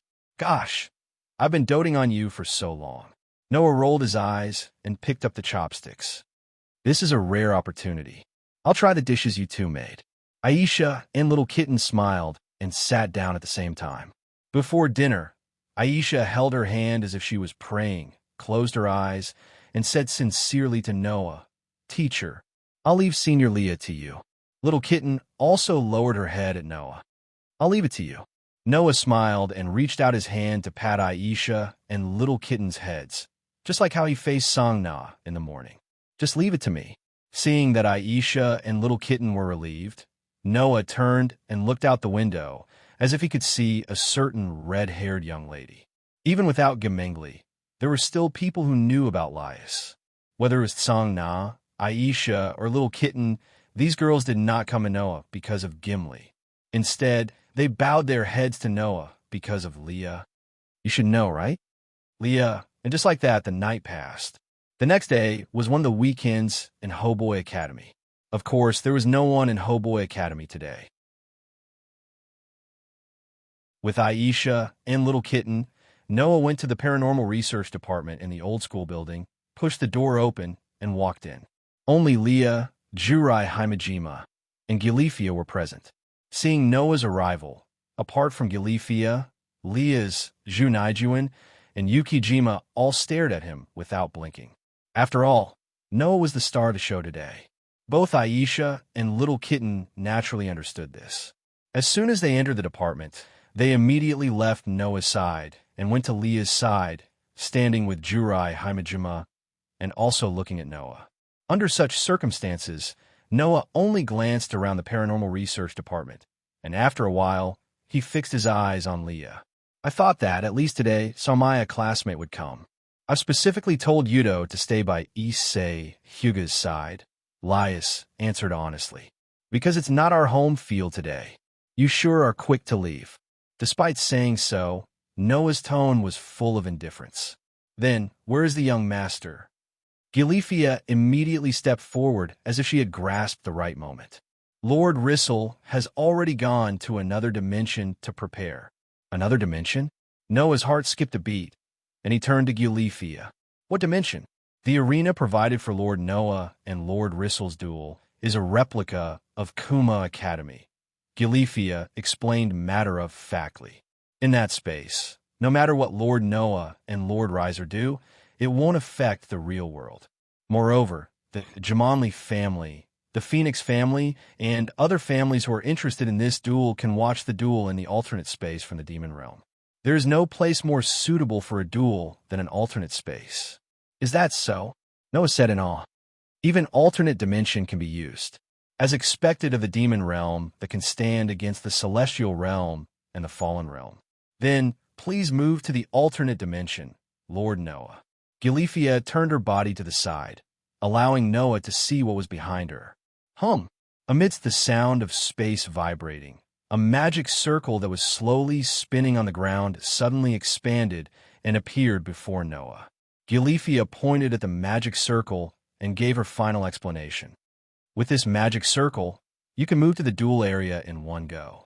Lord Rissel is waiting for Lord Noah's arrival there. Noah smiled at Gilifia's explanation. He didn't say anything and simply walked toward the magic circle. Teacher, Leah's Jurahimishima, Aisha, and Kitten called out at the same time. Please be careful. Noah's footsteps paused imperceptibly, but he quickly recovered. He waved at the girls behind him and stood on the magic circle. Clang! Before everyone's eyes, the slowly rotating magic array released a radiance that enveloped Noah. Noah's body then transformed into a burst of starlight as he entered the magic array's center and disappeared. Aisha clasped her hands in front of her chest and began to pray. Junai and Kitten just stared in the direction of the magic array and remained silent.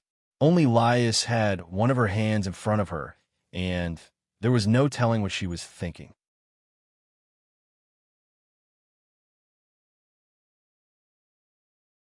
Chapter 607. After entering the magic array, Noah clearly felt as if his body had been teleported to another place. First, his vision blurred, and he lost the feeling of his feet touching the ground. After a while, his vision and the feeling of being on solid ground returned to his body. When he opened his eyes, Noah immediately realized that he was on Colt King Academy's avenue. Ahead was the school building. Behind him was the school gate. There was not a single person's presence around. It was eerily quiet. The strangest thing was the sky and the scenery outside the academy. The sky of Colt King Academy wasn't blue or white. Instead, it was like the surface of a lake, constantly fluctuating with a myriad of colors. Apart from the sky, the space outside the school gate was also fluctuating with a myriad of colors.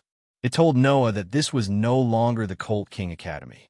Gilifia had said that this Colt King Academy was a replica of the one she had prepared in the alternate dimension. In other words, not only had Noah left the human world, everything before him wasn't the original Colt King Academy.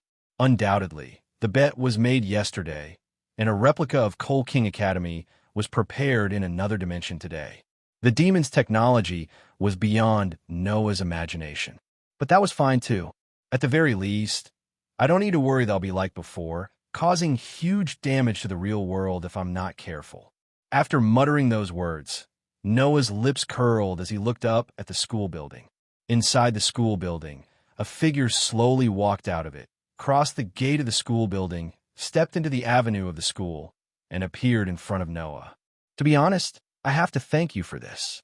Saying this, Reeser put his hands in his pockets and strode out of the school dormitory like a ruffian leader.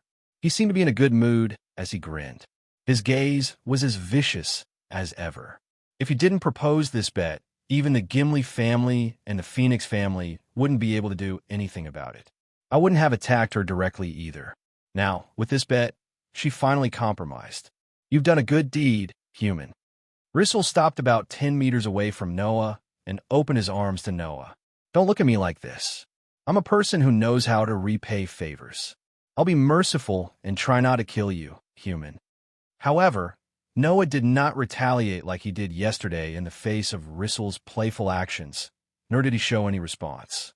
The expression on his face became calmer and calmer, and even his gaze became calm. His entire body emitted a tranquil aura. This appearance made Rissel's playful actions seem to have hit thin air. He did not use any strength at all. His originally good mood instantly turned bad, causing him to click his tongue. I like to see how long you can keep up this pretense. At this point, Rissel seemed to have thought of a good idea and suddenly smiled. All right, this is a rare opportunity. I'll introduce my servants to you. After saying that, Rizzle extended his hand and snapped his fingers. Bang! A burst of surging flames immediately erupted from behind Rissel. Like a whirlpool, it spread in all directions and instantly covered the entire space behind Rissel. Immediately after, figures of varying heights quietly emerged from the surging flames and imprinted themselves into Noah's eyes. It was a small team of about 15 people. The team members were all females below the age of 25. Some were wearing armor, some were wearing tights, and some were even wearing cheongsams, kimonos, or gymnastics clothes. They were of different heights and looked very messy, but at the same time, they gave off a sense of order. Among these females, there were two leaders. One of them was a young girl who was about 14 or 15 years old. Her long blonde hair was tied into a drill-shaped double ponytail, and she was wearing a formal dress. The other was a female who wore a mage's outfit and held a long staff in her hand. She looked like an older sister. This group of women dressed in strange clothing, each with their own unique characteristics, but all with the same appearance, appeared in the center of the surging flames behind Riser. As the flames dissipated, they walked forward one after another, arriving beside Riser and looking at Noah with all sorts of gazes. Among these gazes, there was curiosity, mockery, judgment, and disdain. But without exception, all of them had a relaxed expression. Obviously, these girls knew that Noah was about to challenge their master. However, these girls did not think that Noah could win. That was why each of them behaved like this. Unlike Leah's, I'm an adult superior demon. The number of my kin is also the highest, 15. Unlike Leah's, who doesn't even have a full set of kin. Riesel reached out his hand and hugged the two women closest to him as though he wanted to show off his superiority. He then looked at Noah with a mocking gaze. By the way, let me tell you something. Before you fight me, you have to play with my family members first. You can only fight me after you defeat them. As soon as he said that, the female standing beside Rissel immediately looked at Noah with an amused expression. Noah did not know what Rissel was thinking, but there was no doubt that Rissel had broken the rules. As the judge of this bet, Gilifia should have come out to stop it. However, before the time could come, Noah's expression was still calm as he said, "That's right. Can I ask you a question?" "Why? Do you want to know why I'm doing this?" Rissel spread his hands as though he was helpless. "Of course, it's because of the quality. I'm a pure-blooded superior demon, and you're just a human. If I were to fight with you casually, it would be lowering my quality. So, if you can't even defeat my kin, then you don't have the right to fight with me." Rissel continued to speak, but before he could finish, Noah interrupted his performance. "I heard that if angels have evil thoughts that they shouldn't have, they will fall and become fallen angels. Is that right?" Riesel was stunned, and so were his subordinates. And Noah's next question stunned everyone who was peeking into this alternate space. "Then, do you know what gods become after they fall?" Not to mention Rissel. Even those who heard Noah's words were confused by this question. Gods? Fall? Gods fall? You haven't even heard of it, right? If you don't know, then let me tell you, Noah said calmly. After the fall of the gods, they are known as the god of disobedience. It is a type of god that goes against the myths and will only bring disaster to the human world. Therefore, if there is a human who can kill such a god in an impossible miracle, then they will obtain the power from the gods, exercise the authority of the gods, and become the God Slayer. The moment Noah's words subsided, he turned his gaze to Rissel. "I am a God Slayer." The moment those words reverberated in the entire alternate space, without giving anyone time to react, a monstrous and terrifying wave of mana erupted like a volcano with Noah's body as the center, and exploded in all directions like a sudden surge of stormy waves. "For victory, quickly come before me. Undying sun, please bestow upon me a shining steed, a spirited steed. Bring me the light wheel that symbolizes your Lord." The stone plate that had been silent in Noah's heart for a long time suddenly lit up. It suddenly turned and pointed to the outline of a spirited white steed. Then the sky lit up. A sun gradually rose in the sky that was constantly rippling like a lake. I wonder if the immortal firebird Phoenix or the flames from the sun, who is stronger? Come and try. As if in response to this casual voice that seemed to come from the horizon, a spirited white steed appeared from the rising sun in the east. Nay, accompanied by an earth-shattering neigh, a line of fire descended from the sky.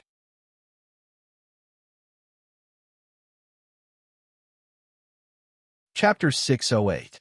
Nay. The neighing of the horses seemed to originate from the center of the entire space, reverberating like sound waves in every corner of the alternate space and entering the hearts of those who were peeking at the situation in the alternate space. Under the rising sun in the murky sky, a white horse carrying a monstrous golden flame silently streaked across the void and descended from the sky. Wherever it passed, the entire space became turbulent. Even the temperature in the air suddenly soared up like a line of fire descending. In just 2 or 3 seconds, the white horse with its monstrous golden flames had reduced the distance between the sun and the sky and full King Academy on the ground to 0. Then it landed in full King Academy like a meteor. Boom! A completely uncontrollable and earth-shattering explosion erupted in the entire alternate space. Kaboom! Terrifying golden flames spread out from the center of the full King Academy as if they were about to destroy the heavens and the earth. Ripples spread through the entire alternate dimension as they spread out in all directions. Boom! Before the terrifying flames could reach them, the largest building in full King Academy exploded into pieces under the impact of the ripples in the dimension. Whoosh! The monstrous flames of the sun exploded in full King Academy like a wave of fire, engulfing the entire dimension and covering the entire academy. In an instant, the temperature of the world rose to a terrifying level. Sizzle. Amidst the bone-chilling sounds of melting, the buildings in full King Academy melted like butter under the scorching heat of the sun at a speed visible to the naked eye. Those who weren't in this strange space couldn't imagine how high the temperature here was. However, Gilifia did mention that anyone who was interested in the duel would be able to see the scene in the form of a spectator. Hence, be it Lias, Aisha, Jurai Himishima, and Kitten who were watching the duel in the supernatural research department in the real world, or the nobles in the underworld who saw everything that happened in the alternate dimension, all of them were staring at the academy that was engulfed by the sun's flames, their faces filled with shock. In that instant, a sense of fear began to spread from the depths of the hearts of everyone who saw this scene. Meanwhile, in the full King Academy in the other dimension, the golden flames were still surging violently in ripples. With full King Academy as the center, the flames kept burning everything in the area, causing devastating damage to all the buildings. In such a hellish scene, Noah's body was also covered by the golden flames from the sun, but he was not burned like the surrounding environment. Instead, he seemed to be embraced. His clothes fluttered as though they were blown by the wind, and he was unscathed. Looking at the scene before him that was also covered in flames, Noah raised an eyebrow, only to see the subordinates of Riser, who were supposed to be standing together in an imposing manner, were all slumped to the ground, their bodies covered in scorch marks. Their miserable and pathetic appearances no longer had any of their previous smugness and arrogance. Not far in front of these dependents, Riser's suit had almost been burned to ashes, leaving only tattered pieces of cloth. His face was pale and distorted. That was because the golden flames from the sun and the red flames from his body were burning at the same time on Rissel's body, clashing with each other as if they were fighting for territory. Under such circumstances, Rissel felt as though he was being burned by 2 different types of flames as he let out miserable shrieks. Ouch! Ouch! Ouch! Ouch! With such a mournful scream, Riser frantically fled back and forth like a man on fire. Sometimes he would lie on the ground and constantly twist his body. Sometimes he would hold his head and scream in pain. The skin on his body had long been burned to the point of collapse, revealing the flesh underneath. It was incomparably terrifying. Leah said that to defeat an immortal like Phoenix, one would have to rely on absolute power to crush him, and another would have to rely on extreme endurance to wear him down over and over again. Otherwise, one would have to directly crush his opponent's body and mind with the power of a god or demon king. In fact, there was no need to go through all that trouble. Take Noah, for example. He had 3 ways to defeat Phoenix directly. 1. One of the 3 major spells of the fairy tale. It can directly destroy the target's mind. It is a super spell known as a super trial spell, Fairy Law. As long as Noah used Fairy Law, this super spell that could directly target the opponent's spirit would instantly crush Phoenix. No matter how powerful his immortal body was, it would be useless. 2. Using one of the powers of the 10 Incarnations warrior. Noah already had a good understanding of Phoenix. The golden sword that could only be used in warrior form could be unsheathed at any time. As long as Noah used this sword that was specifically used against Phoenix, he could seal Phoenix's immortal body and kill him directly. 3.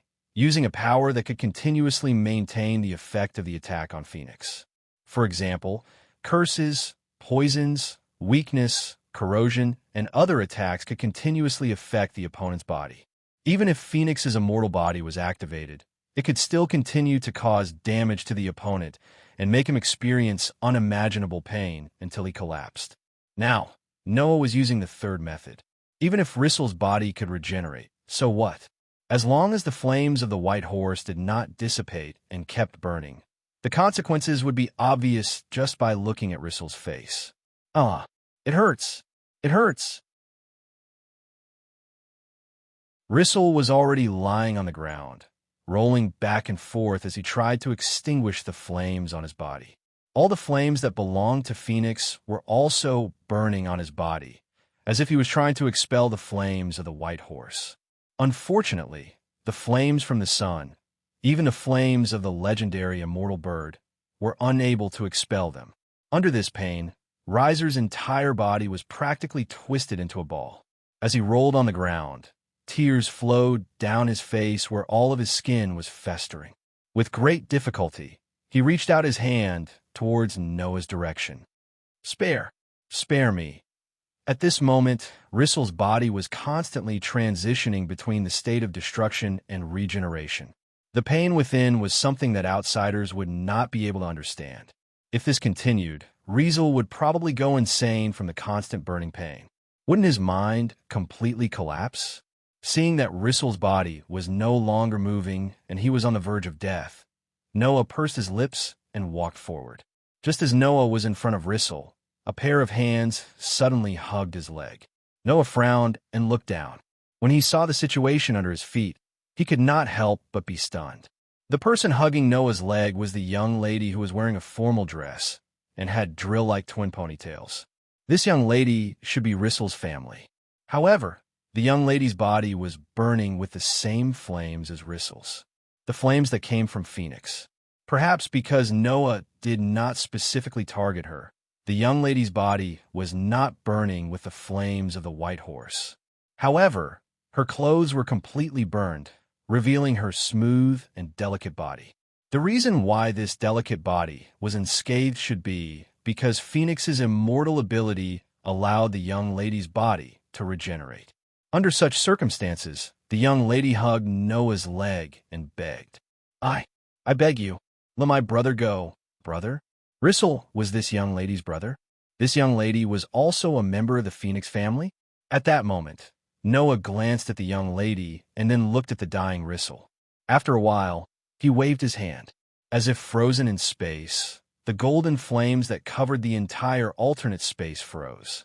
Then, like an illusion, all the flames dissipated, leaving behind only a dilapidated replica of the school. It disintegrated and melted like a ruin. Only then did Noah gently shake off the young lady's hand and turn around. Stop bothering Lias. Otherwise, it won't be as simple as just a little pain next time. That one sentence caused the young lady to be in a daze, and she could not react for a long time.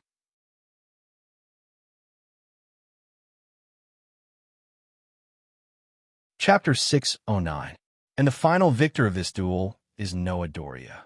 As Griefia's calm but slightly trembling voice echoed in the broken alternate dimension, a slowly spinning magic circle appeared beneath Noah's feet, turning him into a burst of starlight and vanishing from the alternate dimension. Teacher! Before he could open his eyes, Noah heard the surprised cries of a group of girls. Immediately, Aisha rushed in front of Noah for the first time, tightly holding Noah's hand, and said with a face full of excitement, "Amazing! Teacher is amazing!" It was not just Aisha. Even Junai and Kitten were looking at Noah with a hint of excitement. There was disbelief in their eyes that had yet to fade, and the way they looked at Noah had completely changed. Clearly, apart from the naive Aisha, everyone else was utterly shocked by Noah's power. Riaz stared straight at Noah and let out a bitter laugh in front of everyone.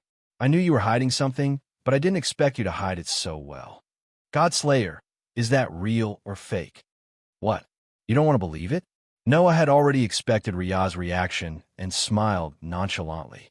Since there is the Longulness, sacred gear that allows ordinary humans to gain the power to fight against gods and demons, then it shouldn't be strange for there to be a Godslayer like me, right? No. Even if the divine gear can give its user the power to fight against gods and demons, or even kill them, if the user can't develop the divine gear's power, it's just a treasure in vain. Riaz shook her head.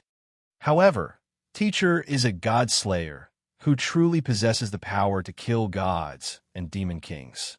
I believe that in the near future, Teacher will become a figure that demons, angels, and fallen angels will not be able to ignore, right? Apart from the Paranormal Research Department, there were many who were watching the duel between Noah and Rissel from other places. At the very least, the Jamanli family and the Phoenix family were watching. And now, Noah's identity as a Godslayer had been exposed. A human who could kill gods and usurp their power. News of such an existence would spread to the three factions of demons, angels, and fallen angels sooner or later. That was why only Riaz and the others knew what kind of commotion this man would cause to the three factions in the future. Noah, of course, knew what kind of commotion he would cause if he revealed his true power. That was why Noah chose to use his authority without hesitation to defeat Rissel in one fell swoop and show his strength. In this way, even if the Jamanli family and the Phoenix family had any resentment towards Noah for ruining the marriage between the two families, they would have to consider whether they had enough power to cause trouble for Noah. Noah did not want to have any more flies in his life in the future. This method was killing two birds with one stone. Immediately, Noah turned his gaze to Isha, who was holding his hand tightly, and after hesitating for a moment, he asked, "Does Isha think it's okay to stay with a Godslayer like me?" Everyone, including Isha, was taken aback by Noah's words. However, they quickly regained their senses. Isha was a nun who had an extremely devout faith in the so-called gods. After knowing that Noah was a Godslayer, it was hard to guarantee that she would dislike Noah. That was the only thing Noah was worried about. Yes, Sensei is a Godslayer, a sinner who killed a god. Isha seemed to have only just realized what was going on.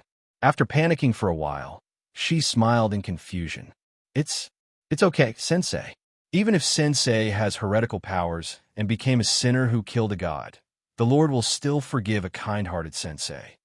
Hearing this, not to mention Noah, even Leah's Himashima Jirai, Kitten, and the others became a little powerless. However, this wasn't anything strange. After all, Isha was more kind-hearted than anyone else. Even if the entire church viewed her as a hateful witch and banished her, and even a fallen angel like Laneri had designs on her, she wouldn't resent anyone. To Isha, Noah was like a sinner who had committed a sin. As long as she prayed sincerely, she would definitely be forgiven and redeemed, right? Seriously, I have to hand it to this girl. Asterisk clang. Asterisk at this moment, the magic circle carved on the ground in the Supernatural Research Department suddenly bloomed with a blinding light and began to spin. Seeing this, Leah's Himashima Jirai and Kitten tensed up. Isha, on the other hand, instinctively hid behind Noah. She did not have any intention of rejecting Noah at all. As for Noah, his eyes slowly focused as he looked at the spinning magic circle. This was because an unfathomable aura was gradually appearing in the center of the circle. That aura was already comparable to the average god slayer and god of disobedience.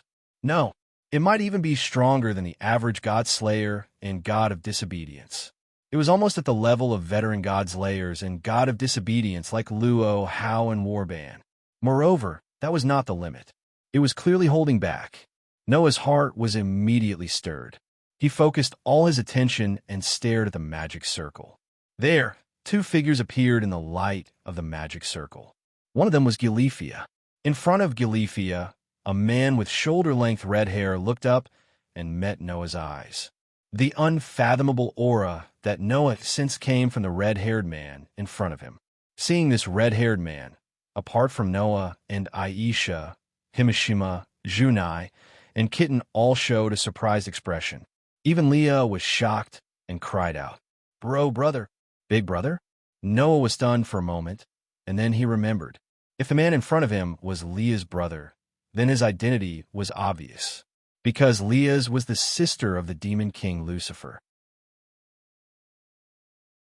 In other words, the man in front of him was the current demon king Sarzax Lucifer. "Yo, Leah's." Sarzax greeted her with a smile. "Long time no see. Looks like you've suffered a lot. Who's to blame for that?" Leah's glared at Sarzax angrily. "If father and brother didn't make that engagement without permission, I wouldn't have suffered so much. Well, I admit that both father and I were too impatient. But there's nothing we can do about it. Who told us to save so few heirs?" Sarzax did not have the majesty of a demon king at all. Instead, he was like a big brother next door as he shrugged at Leah's. "But it's useless to say so much now. Your engagement can't be fulfilled, can it?" Leah's tilted her head at Sarzax's words. Then, she seemed to have thought of something as her expression brightened. "The family has agreed to my engagement with Rissel? What can they do if they don't? Everyone knows about the bet for this duel, don't they?" Sarzax smiled bitterly and turned to meet Noah's gaze again, his eyes narrowing. "You've even asked for the help of a being who killed a god. Anyone who doesn't agree to your engagement would probably have to worry if this god slayer would come knocking on their door, right?" Hearing that, everyone understood why Sarzax had come here specifically.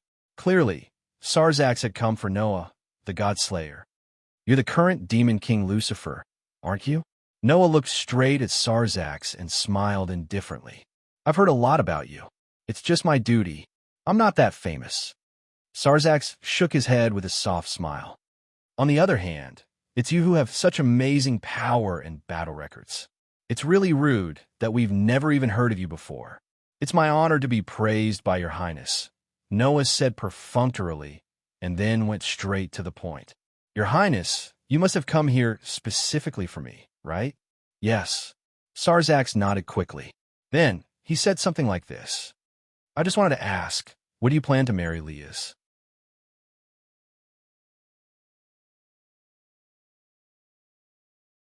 Chapter 610. Noah, who originally thought that Sazek was here to test him, was stunned when he saw Sazek looking at him with a smile on his face. Noah had a guess as to why Lucifer, one of the 4 demon kings, would come at this time. That was to test the identity of the god slayer. There was no doubt that there was no such thing as a god of disobedience in this world, and there was certainly no such thing as a god slayer after killing a god of disobedience and usurping his power. Therefore, Noah's statement, needless to say, was bound to arouse everyone's suspicion. However, the power that Noah showed, the ability to summon even the sun, was believed to be a miracle that only a god could do. In this way, Noah's words were persuasive. Noah had long expected that those who doubted his identity as a god slayer, or whether Noah had really killed a god, would come to Noah by all means to test him and find out the truth. Noah thought that Sazek had come for this, who knew that as soon as he appeared, he would say something that left Noah at a loss for words. Wed? Leah's was also stunned. Isha let out a series of confused sounds. Jurai Himashima held one side of her face and smiled with great interest. As for Kitten, she was also stunned for a moment.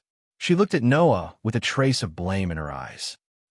Sazek, who did not understand why everyone was behaving like this, tilted his head. What? Is there a problem with what I said? There is a big problem. Noah finally reacted. He no longer had his initial wariness of Sazek's unfathomable strength and purpose of coming here. Only suspicion was left. Why did it suddenly become that I need to marry Liaz? That's right, brother. Liaz also reacted. After glancing at Noah, she frowned and looked at Sazek with a displeased expression. Don't tell me, brother, you're going to make me marry my mentor without permission this time? Ah. This time, it was Sazek's turn to be stunned. But, Liaz, didn't you already agree? I agree. Once again, Liaz was shocked. When did I agree? But Gilifia said that you didn't object to His Excellency Noah's bet with Rizzle, right? Sazek scratched his head. Isn't that proof that you've already agreed? What do you mean by that? Noah, who was even more puzzled, asked. Why does Riaz agreeing to my bet with Rizzle mean that she's agreeing to marry me? Why do you think? Sazek opened his mouth blankly and said something that no one could refute. Weren't you the one who made the bet that if you won against Rizzle, Rizzle's fiancée would be yours? The entire place fell silent. Because you're unhappy that your lover is engaged to someone else, you made the bet with Rizzle as a human. You also decided that the winner would get Liaz, and Liaz herself didn't object to the bet. Sazek blinked and said with a half-smile. That's something that every noble who knows about Liaz's engagement knows about, isn't it? Not only was it not, that was a huge misunderstanding. Noah said that just to provoke Rizzle and get him to agree to his bet and help Liaz solve the problem. The reason why Liaz agreed to the bet was not because she would be with Noah if he won, but because she believed that Noah was right. If she didn't make a decision here, there was no point in continuing the stalemate. In other words, no matter who it was, they didn't take the bet after Noah won seriously. That was because Jurai, Kitten, Aisha, and even Sangna knew that Noah only wanted to help Liaz, and that was why he made the bet. In the end, none of the people involved cared about that statement. Instead, it was the bystanders who took it seriously and even came up with a ridiculous reason for the bet. At first, we didn't think that a human would win against the immortal phoenix, which was why we agreed to the bet in a hurry. Now that His Excellency Noah has won, and so many people have witnessed it, we naturally have to fulfill the bet. Sazak must have realized that it was a misunderstanding from the reaction of Noah and the others. However, Sazak had no intention of resolving the misunderstanding at all. He just kept smiling. Although it's a pity that the opponent isn't a pure-blooded demon, we didn't come for the pure-blooded demon's offspring in the first place. We just hope that the Gimli family can have a new generation, so it doesn't matter. Not to mention, even if His Excellency Noah is just a human, he is a godslayer himself. If Liaz could give birth to a godslayer descendant, perhaps the child could inherit his father's talent. It couldn't be better. Wait. Noah quickly spoke up to stop Sazak from continuing. After adjusting his breathing, he rubbed the space between his eyebrows. Is it okay if I call you Sazak? Of course. Sazak nodded without hesitation. Although your class is a demon king, you're also someone who can slay gods. There's no need to hesitate. Just call me by my name. Well, Sazak, I know it's useless to explain anything now. After all, I did mention such a bet, but please allow me to apologize because I have a serious problem on my side. Noah bluntly gave the most convincing reason. Let's not talk about other things first. I already have fiancés, and 2 of them. A single sentence from Kieran sent the whole paranormal research department into silence again.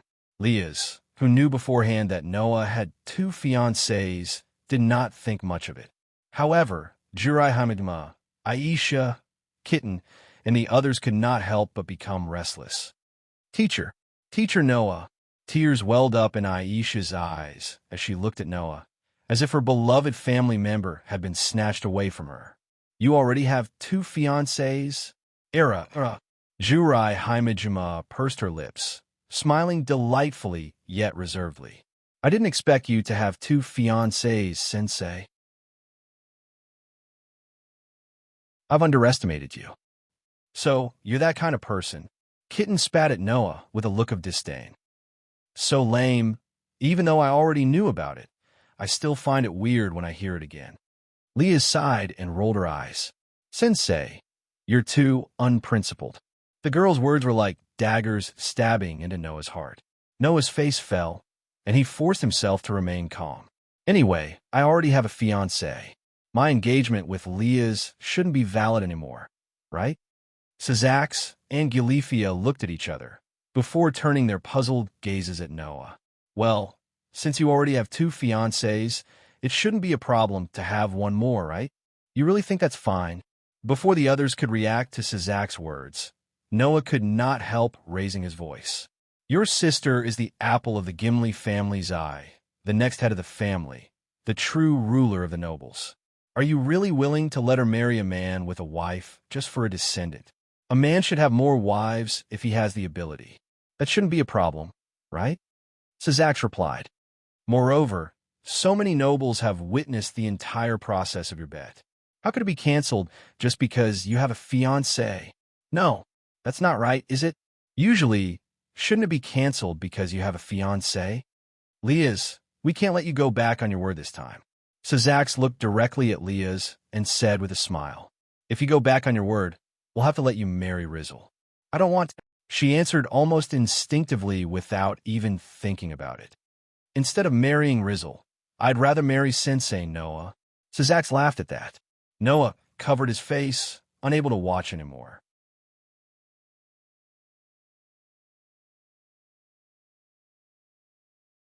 Chapter 6:11.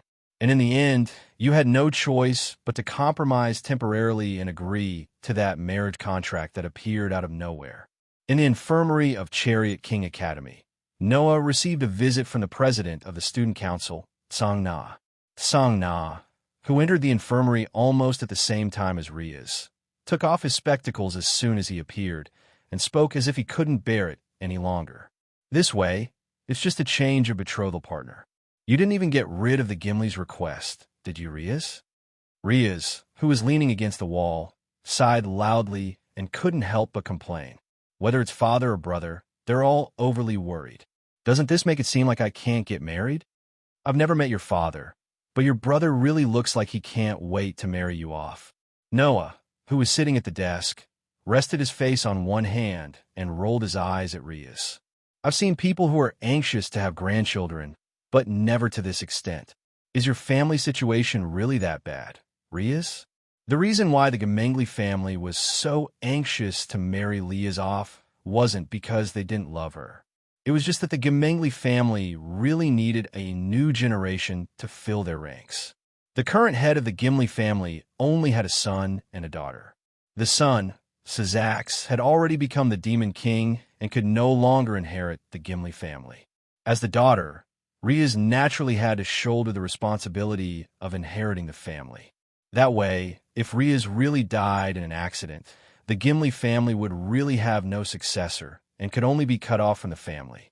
Under such circumstances, it was no wonder the Gimli family was so anxious to marry Riaz off so that she could give birth to the Gimli family bloodline. However, Noah really didn't expect that such a glorious task would fall on his shoulders in the end.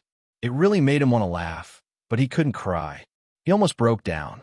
Riaz naturally understood that Noah's heart was actually breaking down, and that made her sigh loudly again. Actually, brother, Sazax Lucifer already has a son. Father is planning to make him the next head of the Gimli family. Noah couldn't help but be stunned when he heard this, and he spoke with bewilderment. If that's the case, why are you in such a hurry to have another child? Even with the presence of Lord Sazax's son, the Gimli family situation didn't improve much. Be it Leah's or Lord Sazax's son, it would be a huge blow to the Gimli family if anything were to happen to either of them. Canna put on her spectacles that she had just finished wiping and glanced at Leah's. Moreover, among the demons, there seems to be a group of supporters who intend to support Lord Sazax's son to be the next Lucifer. If Lord Sazax steps down before his son inherits the Gimli family, then his son should become the next Lucifer. That way, he wouldn't be able to inherit the Gimli family, right? Speaking of which, I have to mention the current situation of the demon world. In the war between the demons, angels, and fallen angels, the four great demon kings who originally ruled the entire demon world had actually died on the battlefield along with most of the pure-blooded demons, who could be called the 72 Pillars. And without the demon kings, the demon world was basically unable to function. Therefore, among the remaining 72 pillars of demons, the four who stood at the top of all demons with Syzax as the leader stood up and inherited the position of the four great demon kings. That was why Syzax called himself Lucifer, only because it was his duty. Because the surnames of the four great demon kings now no longer represented bloodline and family background, but the position of demon king. This was also the reason why Syzax, who was born in the Gimli family, changed his surname to Lucifer. And just like Syzax, if his son was elected as the next Lucifer and became the demon king, then he would naturally not be able to inherit the Gimli family. As expected, being born into a good family is different. For the rest of your life, if you're not the head of a noble family, then you're directly the demon king. Syzax's son is quite lucky, Noah said helplessly. I'm rather puzzled. Undoubtedly, the Gimli family knew how important Leah's is, yet they still dared to leave her alone in this academy. Aren't they afraid of being slaughtered? Leah's Gimli won't die so easily. Leah's raised an eyebrow and looked at Noah somewhat provocatively. Even if I'm not as powerful as the so-called God Slayer, I'm still a pure-blooded superior demon. If he wants me dead, in the name of the Gimli family, I'll definitely send him flying. Moreover, that God Slayer is now in this academy, and has even become the betrothed of the next head of the Gimli family. He won't die so easily. Sangna could not help but show a faint smile. Come to think of it, Teacher and Leah's engagement is actually quite good. Well, rather than marrying Rissel, I'd rather marry Teacher. That's the truth. Leah's flashed a beautiful smile at Noah. Teacher, please protect me as the betrothed. Don't be too happy yet. It's just that I don't have a way out of this, and I'm the one who proposed the bet. With so many witnesses, it will be hard for you to reject it directly. That's why I'm temporarily compromising. Compared to Leah's, who spoke passionately, Noah's performance was a little cold. I still have two fiancés here. Before I figure out how to explain things to them, please don't consider yourself my betrothed. Just as Laius was about to say something else, Sangna interrupted with a serious look on her face. Indeed, it's still a little early to talk about marriage. Before that, we have to pay attention to another more serious problem. More serious problem? Noah and Leah's looked at each other before turning their eyes to Sangna. What problem? Under the gaze of Noah and Leah's, Sangna pushed up his glasses and said so expressionlessly, Teacher, you should know that although the demons, angels, and fallen angels are in a temporary truce, it's just a truce. The peace between them is barely maintained, and war could break out again at any time, right? Noah nodded immediately. The demons, angels, and fallen angels were at war with each other all year round, to the point where all of them were severely injured. They had no choice but to temporarily stop fighting and recuperate to avoid being dragged down by the war. In other words, the three major forces were forced into a temporary truce. Neither victory nor defeat had been decided, and neither had a peace treaty been concluded. Just like reorganizing their military forces, it was possible for another war to break out at any time. Teacher, you probably don't know, right? Sangna narrowed his eyes slightly. In the past, when the three major forces were still at war, two dragons once fought on the battlefield. Two dragons? Noah's heart skipped a beat. Leah's expression became serious as she looked at Sangna. You're talking about the two dragons that were almost at the top of all the dragons, the twin sky dragons, right? They were called sky dragons, a level higher than the so-called dragon kings. Their strength was comparable to the gods, and they were existences that every faction feared. Sangna looked straight at Noah. When two dragons with such power fought on the battlefield, the impact was so great that even the three major forces could not ignore it. So, with the gods and the demon king as the leaders, the three major forces temporarily stopped fighting at that time. Noah vaguely understood what Sangna meant. In the end, the twin sky dragon's body was directly cut into pieces by the three major forces, and its soul was turned into a sacred gear. It became 2 of the 13 known longless and was sealed into a human's body. Leah's recalled the story she had heard before. After that, the 3 major forces started fighting again, right? A power that could rival the gods and the demon king is too sensitive for the 3 major forces. Song Na said to Noah with an extremely serious expression. Great power is often accompanied by endless disputes. Teacher Noah, you have to be careful. For the 3 major forces now, perhaps you have become an unstable factor that could trigger another war. Soon, all kinds of people will be attracted by your god-slaying power.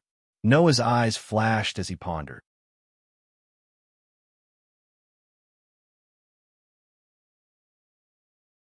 Chapter 6:12.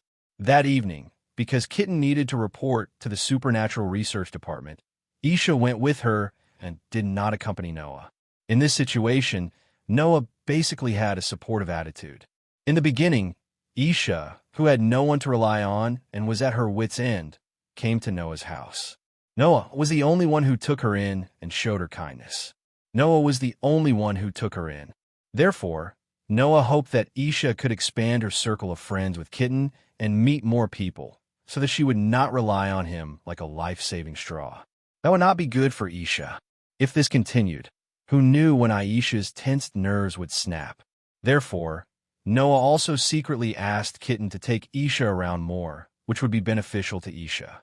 Fortunately, although Isha was a very devout believer, her heart was not poisoned by this belief. She treated all demons as disasters and treated them like ordinary people.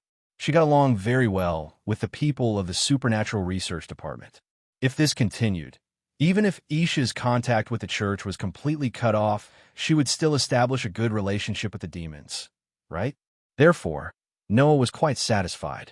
Walking out of the school building, Noah, who planned to go home, had just stepped onto Academy Avenue when the commotion in front of him attracted Noah's attention.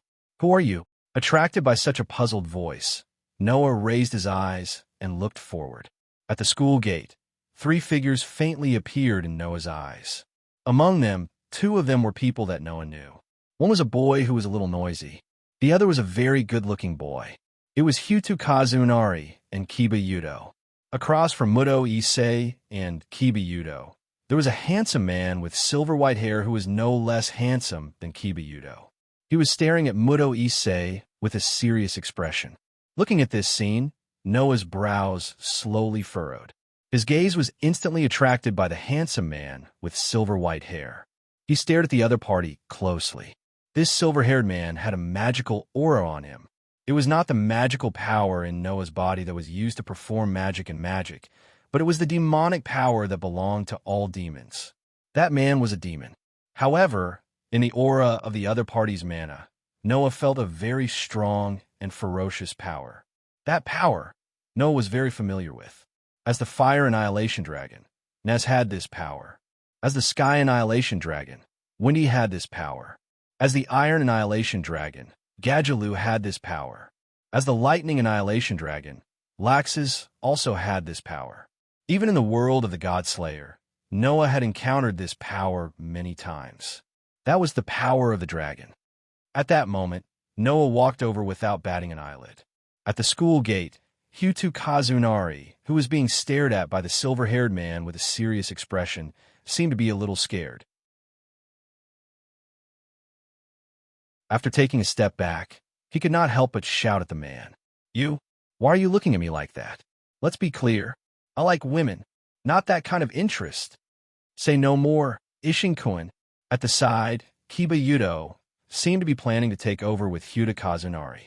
When Huta Kazunari took a step back, he stepped forward and protected Huta Kazunari behind him as he looked at the silver-haired man with vigilance. This man is not an ordinary person. Not an ordinary person. Huta Kazunari was puzzled at first, but then his expression froze as he panicked. Could it be one of those guys that Sensei Noah and Senior Sister Riaz said had their eyes on the sacred gear in my body? When this sentence reached the ears of the people present, before Kiba Yudo had time to respond, The silver-haired man laughed. You're right. I'm only interested in the sacred gear in your body. If I have to say why, I can only say that fate has made it impossible for me to ignore the sacred gear in your body. Fate. Hyuta Kazunari and Kiba were both stunned. Yes, fate. The silver-haired man smiled indifferently. You and I, the White Dragon Emperor and Red Dragon Emperor, will fight sooner or later. White Dragon Emperor and Red Dragon Emperor? What's that? You mean the White Dragon Emperor and Red Dragon Emperor? Hyuta Kazunari, who had intended to ask this question, was shocked before he could speak. He looked at Hyuta Kazunari with a confused expression. Could it be that the sacred gear in Ishichikun's body is one of the 13 types of Longulness, the Red Dragon Emperor's boosted gear, transformed from the two heavenly dragon in the past? The silver-haired man stared at Hyuta Kazunari, and the smile on his face became a little cold. Others may not be able to detect the sacred gear, because your sacred gear has yet to awaken, but I know. The white dragon in my body told me so. White dragon. Kiba seemed to have understood something and looked at the silver-haired man with great caution. One of the 13 types of Longulness, the sacred gear transformed from the two heavenly dragon in the past. The White Dragon Emperor's divine dividing. That thing is in your body? The silver-haired man didn't even look at Kiba, nor did he answer Kiba question. He just kept looking at Hyuta Kazunari, and, after a long time, he sighed in disappointment. The existence known as the Double Heavenly Dragon still fought as it pleased during the war between the three great powers in the past. It was a famous enemy, and the person who possessed the sacred gear transformed from the Double Heavenly Dragon should have inherited this fate and continue to fight. When I found out about this, I was a little excited. I didn't expect that this year's Red Dragon Emperor didn't even awaken the sacred gear. It's really disappointing. Ew. Why are you so disappointed in others? Hyuta Kazunari shouted angrily. I don't know what you're talking about. The current you doesn't even interest me. Ignoring Hyuta Kazunari's shouting, this White Dragon Emperor raised his head and looked at Komodo Academy. Isn't there a god slayer in this academy? Let him come out. You. Being looked down upon by the White Dragon Emperor, Hyuta Kazunari was getting angrier and angrier, and he couldn't help but want to step forward. Ishinkun, Kiba quickly tried to stop him. However, before he could do that, a voice broke into the scene. So that's how it is. Thank you for helping me solve my doubts during this time. Saying such a sentence, Noah walked out of the academy step by step, his dark eyes flashed, and the corner of his mouth raised. The White Dragon Emperor and Red Dragon Emperor have the power of the two heavenly dragons in their bodies. So that's how it is. No wonder you have the aura of a dragon. And Hyuta Kazunari can also trigger my authority. In the past, one of the authority of Noah's 10 incarnations, the Dragonoid, had an inexplicable reaction to Hyuta Kazunari. If this man who called himself the White Dragon Emperor said that Hyuta Kazunari had the power of the Red Dragon Emperor in his body, then it would explain why Noah's Dragonoid reacted to him. After all, Noah's Dragonoid has the ability to kill dragons, and it's an incarnation that can cause great damage to dragons. It's probably because Hyuta Kazunari's Red Dragon Emperor power hasn't awakened, so Noah can't detect its existence. So the Dragonoid reacted as if to remind Noah, right? Sensei. Seeing Noah's appearance, Hyuta Kazunari and Kiba suddenly had a backbone. The silver-haired man, on the other hand, shifted his gaze to Noah.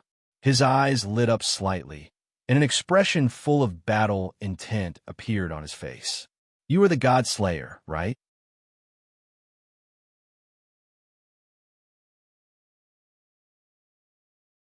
Chapter 613. You are the God Slayer, right? Along with this sentence, in addition to the voice, there was also a strong sense of tension. That was entirely because of the battle expression on the face of the White Dragon Emperor. Perhaps because there was no way to suppress the battle in his heart. Around the White Dragon Emperor's body, a faint magical power rose. Magical power? Kiba, who was protecting Itsune behind him, was extremely surprised. Are you a demon? Kiba surprise was indeed necessary. Because the sacred gear made by the god in the Bible, will only be lodged in the human body. However, the White Dragon Emperor's body had magical power, which proved that he was still a demon. Usually, this situation just represented a problem. That was the man in front of him, who possessed the god's destruction tool, Longleness, and the White Dragon Emperor's light wings, divine dividing, was either a human who had reincarnated into a demon, or he was a hybrid between a demon and a human. This situation was not uncommon in the demon world. However, if the owner of the Longleness became a member of the demon faction, it would have already spread throughout the entire demon world. Kiba Yudo had never heard of the man in front of him. "My name is Wally." The man who called himself the White Dragon Emperor introduced himself. "Although you will still be confused, I will still explain. I am currently in the camp of the Fallen Angel." "Fallen Angel?" Noah frowned. "The Fallen Angel's people actually came to the demon's territory. It seems that you're going to make trouble again. I don't know what the plan is, but as for me, when I heard that there's a God Slayer here, I couldn't help but come and see." The handsome man named Wally opened his hand to Noah, and there was a strong fighting spirit on his face. "An existence that can kill gods. If I can fight it, I should be able to know the difference between me and the so-called god and demon king, right? That is to say, you are a battle maniac." Noah stepped forward and raised his hand to stop Kiba Yudo and Kiba Yudo for following him. "It's just that I didn't expect that my news has already spread to the Fallen Angel. Undoubtedly, it has only been a few days. The demon's confidentiality work is really unprofessional. Don't worry, because not many people believe that you are a person who has really killed a god." Wally put his hand down weakly, but his eyes were staring at Noah from beginning to end. "I'm also here to confirm this." After that, behind Wally's back, a pair of wings suddenly flashed in a flash of light. It was a pair of white wings that seemed to have been meticulously made. The surface of the wings was like a film of light that flashed with a faint blue light. White Dragon Emperor's light wings, divine dividing. Wally. Just when Wally activated the divine dividing wings, Hyodo Issei, who was being protected by Shiba Yudo, suddenly let out a bitter cry and tightly grasped one of his hands, his face full of pain. "Ishidin-kun." Kiba Yudo was shocked. "Huh?" Noah's brows were deeper and deeper. First, he glanced at Wally, who had a smile on his face, and then glanced at Kiba Yudo, who was holding his hand behind him and crying in pain, and he suddenly understood. Sensing the appearance of the White Dragon Emperor, the Red Dragon Emperor in Kiba Yudo's body finally reacted. This is really surprising. The unawakened Red Dragon Emperor's boosted gear actually reacted to the appearance of the White Dragon Emperor's divine dividing wings. It seems like this man, named Hyodo Issei, has a high affinity with dragons. Varley couldn't help but glance at Hyodo Issei. It's a pity that the sacred gear still hasn't awakened. Is it because the host's power is too weak? No matter what, it's not a good thing to let you get close to Kiba Yudo. Noah looked straight at Wally and narrowed his eyes. "So, sorry, although I don't know why you, a guy from the Fallen Angel camp, is a demon, please leave." Without giving Wally time to reply or even react, Noah waved his hand fiercely. At the same time, in Noah's heart, the stone plate connected to the 10 Incarnations Authority turned directly and pointed to the storm pattern. Boom! A violent wind suddenly shook from Wally's feet, and it quickly turned into a tornado, wrapping Wally in it. What? Wally felt as if his body was suddenly nailed to the void. A burst of invisible wind pressure squeezed in from all directions, causing Wally's body to tremble. He couldn't even move an inch. Immediately, the tornado that tightly wrapped Wally in it suddenly burst open, completely turning into a shock wave. Boom! The violent wind wave seemed to explode in place, and it mercilessly shook Wally's body. Ugh! Wally groaned, and his whole body was sent flying backward by the irresistible shock wave. He was like an arrow leaving the bow, shooting backward toward the sky. "I can't resist at all.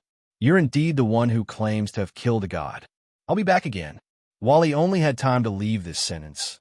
Then he was carried into the sky by the shock wave, disappearing on the other side of the sky in the blink of an eye. Noah deliberately canceled the lethality of the attack and let the wind summoned by the storm incarnation become the most direct impact force, taking away Wally in one wave. Although he didn't know how far Wally would be blown away, the wind acting on Wally would not dissipate without a day and night. Of course, as time passed, the power of the wind acting on Wally's body would become weaker and weaker. Therefore, Noah estimated that in about 3 hours, Wally should be able to resist this storm with his own strength, and then use the teleportation magic formation to come back in one breath. In other words, Wally would not come back for at least 3 hours. Immediately, Noah came to the side of Hayata Issei, who was holding one of his arms, and put his hand on his shoulder. "How is it?" I'm much better now." Hayata Issei's face was no longer painful, but he still held one of his arms, looking at it with some lingering fear, as if he was looking at something extremely strange. His eyes were full of uncertainty. What the hell is going on? For Hayata Issei, this kind of inexplicable reaction should be very difficult to accept, right? After all, for Hayata Issei, everything is too strange, isn't it? If you don't understand, don't think about it. No matter what, you are safe for now. Noah patted Hayata Issei's shoulder, turned his head, and looked at Kimura Yudo. "You take Hayata Issei home first, and explain everything to him. Since the White Dragon Emperor has appeared, it's too sad to let this Red Dragon Emperor know nothing." Kimura Yudo nodded heavily, then helped Hayata Issei walk in the direction of Hayata Issei's home. Looking at the figures of Hayata Issei and Kimura Yudo gradually disappear on the other side of the street, Noah suddenly said, "Well, you've been watching for so long, it's time to come out, right?"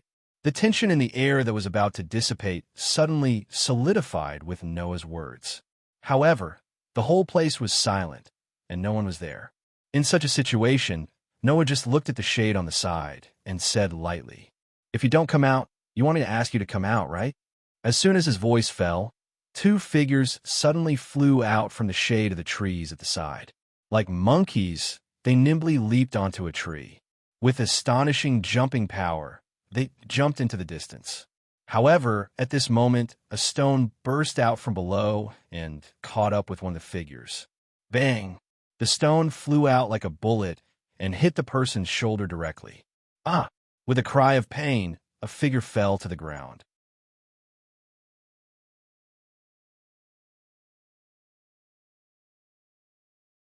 Chapter 614. Bang! The figure that fell from midair landed heavily on the ground with his back on the ground. After a muffled cry, he hurriedly got up.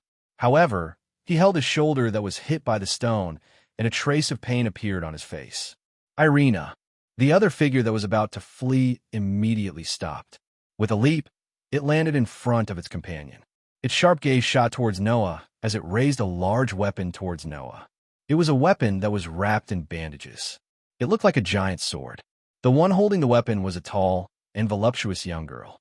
She wore a white robe and had a head of short blue hair that reached her shoulders. Her fringe was dyed green.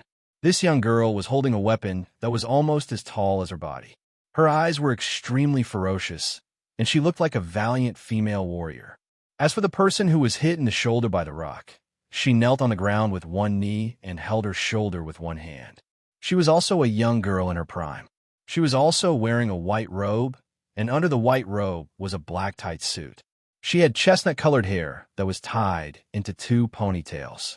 She looked very cute, like a cute little sister next door that needed to be protected. She was in stark contrast to the female warrior. Noah was a little surprised to see that the people lying in ambush and waiting for an opportunity were actually such 2 young ladies. Compared to Noah, the 2 young girls looked at Noah with vigilance. Irina, the young girl who was holding the greatsword covered in bandages, didn't even turn her head. Perhaps it was because she was worried that she would be ambushed if she turned her head. She stared straight at Noah and spoke softly. "Are you okay?" "I'm fine. I was just hit by a rock." Saying this, the young girl called Irina's face still had a trace of pain. She forced a bitter smile. "But it still hurts a little, Genova." "Is that so?" The young girl called Genova's eyes became colder and colder. Her grip on the sword tightened. As expected, a guy who dares to claim to have killed a god wouldn't say such outrageous words if he didn't have the ability to do so. It was right that we didn't come into contact with him directly. Although he didn't know where these two young girls came from, Noah more or less had some guesses. After all, Noah's sharp senses detected a trace of holy aura from the sword in the hands of a young girl called Genova. How could Noah not guess the other party's background when she held a weapon filled with holy aura and said such words to him? People of the church? Noah couldn't help but laugh. His laugh didn't have a trace of emotion. First, there was a nobleman who deserved a beating from the demon camp. Then, there was the white dragon who joined the fallen angel camp. Now, it's a member of the church under the angel camp. When did Horse King Academy become so famous that it could attract strange people like you? Hey. If we're talking about strange people, it should be you, right? The young girl called Irina shouted. The demons, the angels, and the fallen angels have always been in a confrontation. It's not strange at all when and where they appear and have conflicts. What's strange is that you, a sinner who inexplicably broke into the three factions and even dared to call yourself a god slayer. According to what you said, I shouldn't be here. Noah shrugged. But is it the right thing for a member of the church to hide and peek? We're just avoiding unnecessary conflicts, Genova said coldly. Sinner who calls himself God Slayer. Originally, a heretic like you should be mercifully purified in the name of our Lord. However, our target this time isn't you. If it's possible, I hope you can pretend that you didn't see anything and let us leave. Since you want to leave, why didn't you not come here in the first place? Noah laughed mockingly. You come when you want to come, and you leave when you want to leave. You take the liberty to position others as sinners, and you take the liberty to think that you're the so-called spokesperson of God who can punish evil and eliminate evil. What you're eliminating is the evil that you think is evil. Do you plan to continue being so self-righteous? With that, Noah lifted his feet and slowly walked forward. Genova and Irina immediately reacted to Noah's actions and retreated step by step as Noah approached them. Initially, I was already very unhappy with the church because of what happened to Isha. Now, you further deepen my hatred for the church. Should I arrest the two of you and bring you directly to the church for an explanation? Although Noah did not use any power at this very moment, an astonishing pressure indeed surged out from his body, enveloping the entire space around him. Genova and Irina felt as if they were about to suffocate. One of them bit her lips and suppressed the instinctive trembling of her hands as she pointed her greatsword at Noah. The other had a look of fear on her face as she retreated continuously. From the oppressive aura emanating from Noah's body, both Genova and Irina recognized an unshakable fact. Regardless of whether Noah was a god slayer who had killed a god, Genova and Irina definitely wouldn't be able to do anything to him. If they let their impulsiveness and faith in God take over and brandish their swords at this man, then they would have to return to the embrace of the so-called Lord. Therefore, definitely couldn't attack Noah. Genova, who had calmed down before Irina, took a deep breath and lowered the greatsword in his hand. Although we really want to verify if you've killed a god or if you're just spouting nonsense, it's a pity that we have other missions and can't have a conflict with you here. Other missions? Noah looked at Genova with a faint smile. Since you've come to Chariot King Academy, that so-called other mission wouldn't be to suppress the devils in this academy, right? No, we didn't receive such a mission. Genova shook his head calmly. Although our mission is somewhat related to the devils, before that, we have to negotiate with the pure-blooded devils here. Whether we become enemies or not depends on the outcome of the negotiation. The church is here to negotiate with the devils. Noah's advancing footsteps came to a halt, and the astonishing oppressive aura emanating from his body dissipated bit by bit. Genova and Irina subconsciously let out a sigh of relief at the same time. They had to admit that the aura and pressure emanating from Noah's body was too frightening. Even the elites of the church, Genova and Irina, were so intimidated that they instinctively retreated and trembled. If a normal human stepped into this area and exposed their body to the pressure, just now, they would instantly faint and bleed from all orifices, wouldn't they? Could it be that this man really had the ability to kill a god? You're lucky to have kept your lives. Noah snorted coldly. He suppressed the disgust he had for the people of the church because of Aisha and glanced at Genova and Irina. What's the negotiation you're talking about? You have a close relationship with the devil ruling this town, don't you? Genova did not answer directly. Instead, he asked a question of his own. Then things will be much easier. Can you be the middleman and let us have a meeting with the demon of this territory, Lias Gimenry? Oh, Noah pursed his lips. The church is here to negotiate with the devil. The only thing I can think of is that they don't come with good intentions. As I said earlier, our mission isn't directly related to the devil, but we do need to negotiate with the devil. Whether or not we'll become enemies will only be decided after that, Genova said in a tone that was neither servile nor overbearing. Even if you don't want to be the middleman, we will still barge into Leah Gimenry's territory and negotiate with her face to face. Very much like the church's style, Noah mocked. Convicting without permission, invading without permission, and acting like it's only natural. So self-centered. How unpleasant. Noah's mockery made Genova and Irina angry, but they did not dare to say anything. On the other hand, Noah was deep in thought. The church's arrival was very unusual. It seemed that there was a need to observe.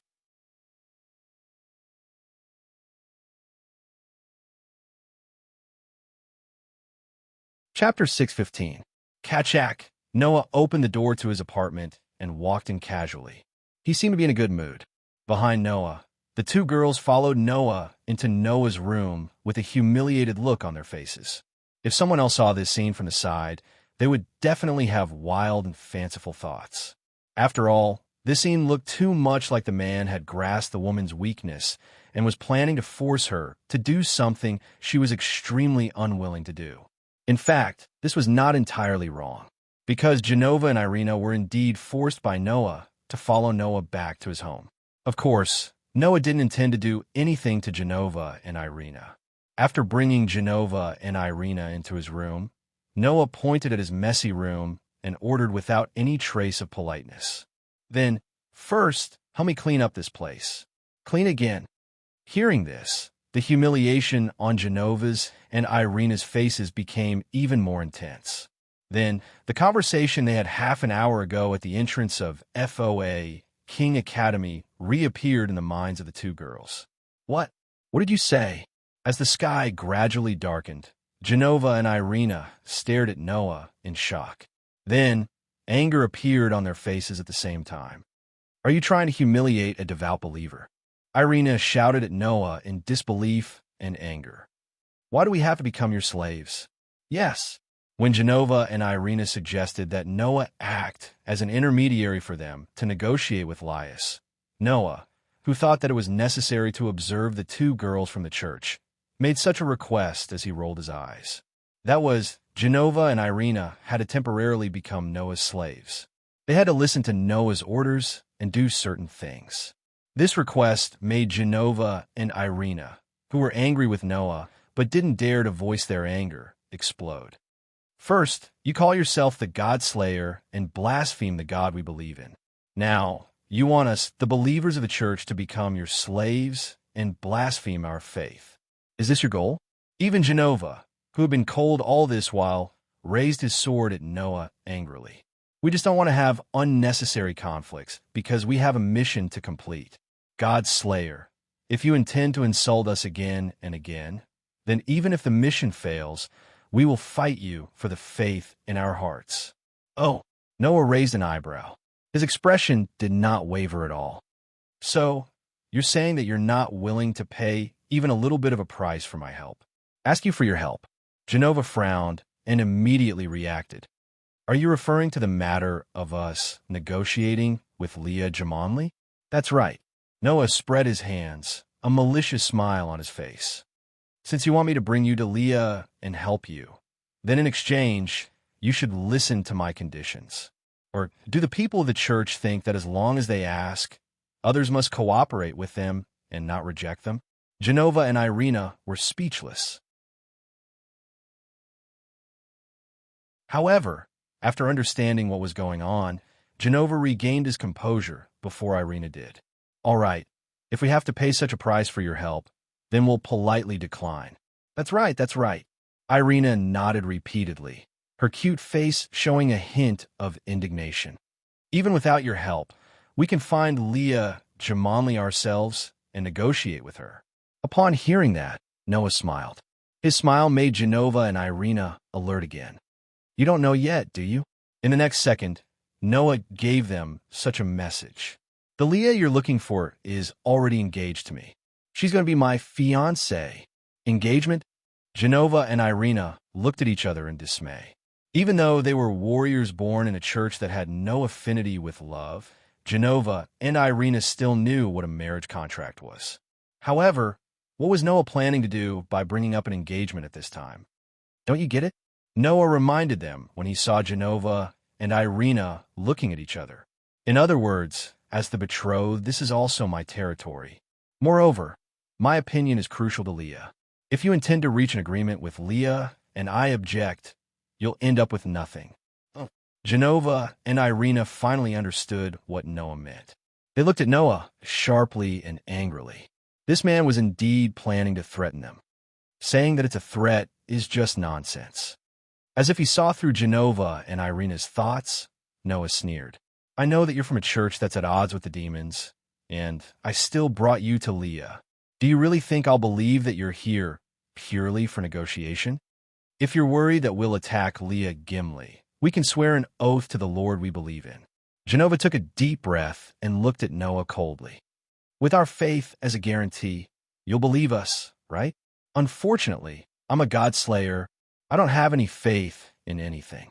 If you want to convince me with that, then you'd better stay where you are, Noah declared with an unquestionable attitude. In short, if you obey my orders, I'll bring you to Leah tomorrow. Otherwise, you can choose to do what you said just now and barge into the Colt King Academy. At this point, Noah glanced at Genova and Irina. If you're confident that you can break through my defenses here. Genova and Irina were so angry that they trembled, but there was nothing they could do. In the end, the two girls from the church had no choice but to agree to Noah's request. Under Noah's lead, they moved toward his apartment. Noah had 3 reasons for making such a request. 1. Take the opportunity to observe Genova and Irina and find out if they have any plans that no one knows about. 2nd, he wanted to avenge Aisha, who was banished by the church. 3rd, he wanted to suppress these 2 aggressive girls who kept calling him a lord of faith. That was why Noah purposely used the term slaves to humiliate Genova and Irina. As it turned out, Noah's plan was very successful. Moreover, Noah felt that it was not enough. Oh, right. Noah took out 2 sets of clothes out of nowhere and threw them to Genova and Irina. Put these on and get to work. Genova and Irina were speechless for a long time. This was because the clothes in Genova and Irina's hands did not make the 2 girls want to wear them at all. There were 2 pieces of clothing that looked like dresses. The sleeves and skirt were pleated, and there were cute floral decorations and patterns. There was also an apron-like decoration sewn on the front, with the same fringes giving off a fluffy and cute feeling. Those were 2 sets of maid's clothes. Genova looked at the maid's clothes in his hands and looked at Irina in confusion. What kind of clothes are these? Genova did not recognize the maid's clothes. Irina's pretty face kept changing, and in the end, she let out a big sigh. Don't ask, Genova. You definitely don't want to know. For our mission, just put them on. Understood. Genova agreed without hesitation. For Genova, who did not understand the meaning of the maid's clothes, it was just like changing into a set of work clothes. Thus, Genova immediately undid his white robe and took off his tight suit. That's right. Right here, right in front of Noah. PFFF. Noah, who glanced coldly at Genova's fair skin and full breasts, spat out the tea in his mouth without leaving a single drop behind. Genova. Irina finally realized that Noah was also present. She hurriedly stopped Genova, and with a red face, she pulled the tights back to Genova's stomach. You can't change here. The whole room was in a mess. You're tuning into the Romance Rendezvous YouTube channel. We're so grateful for your support, and don't forget to subscribe to join us on this incredible journey through captivating stories.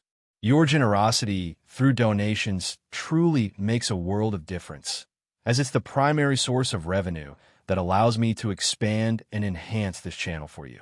Thank you from the bottom of my heart for being a part of this adventure.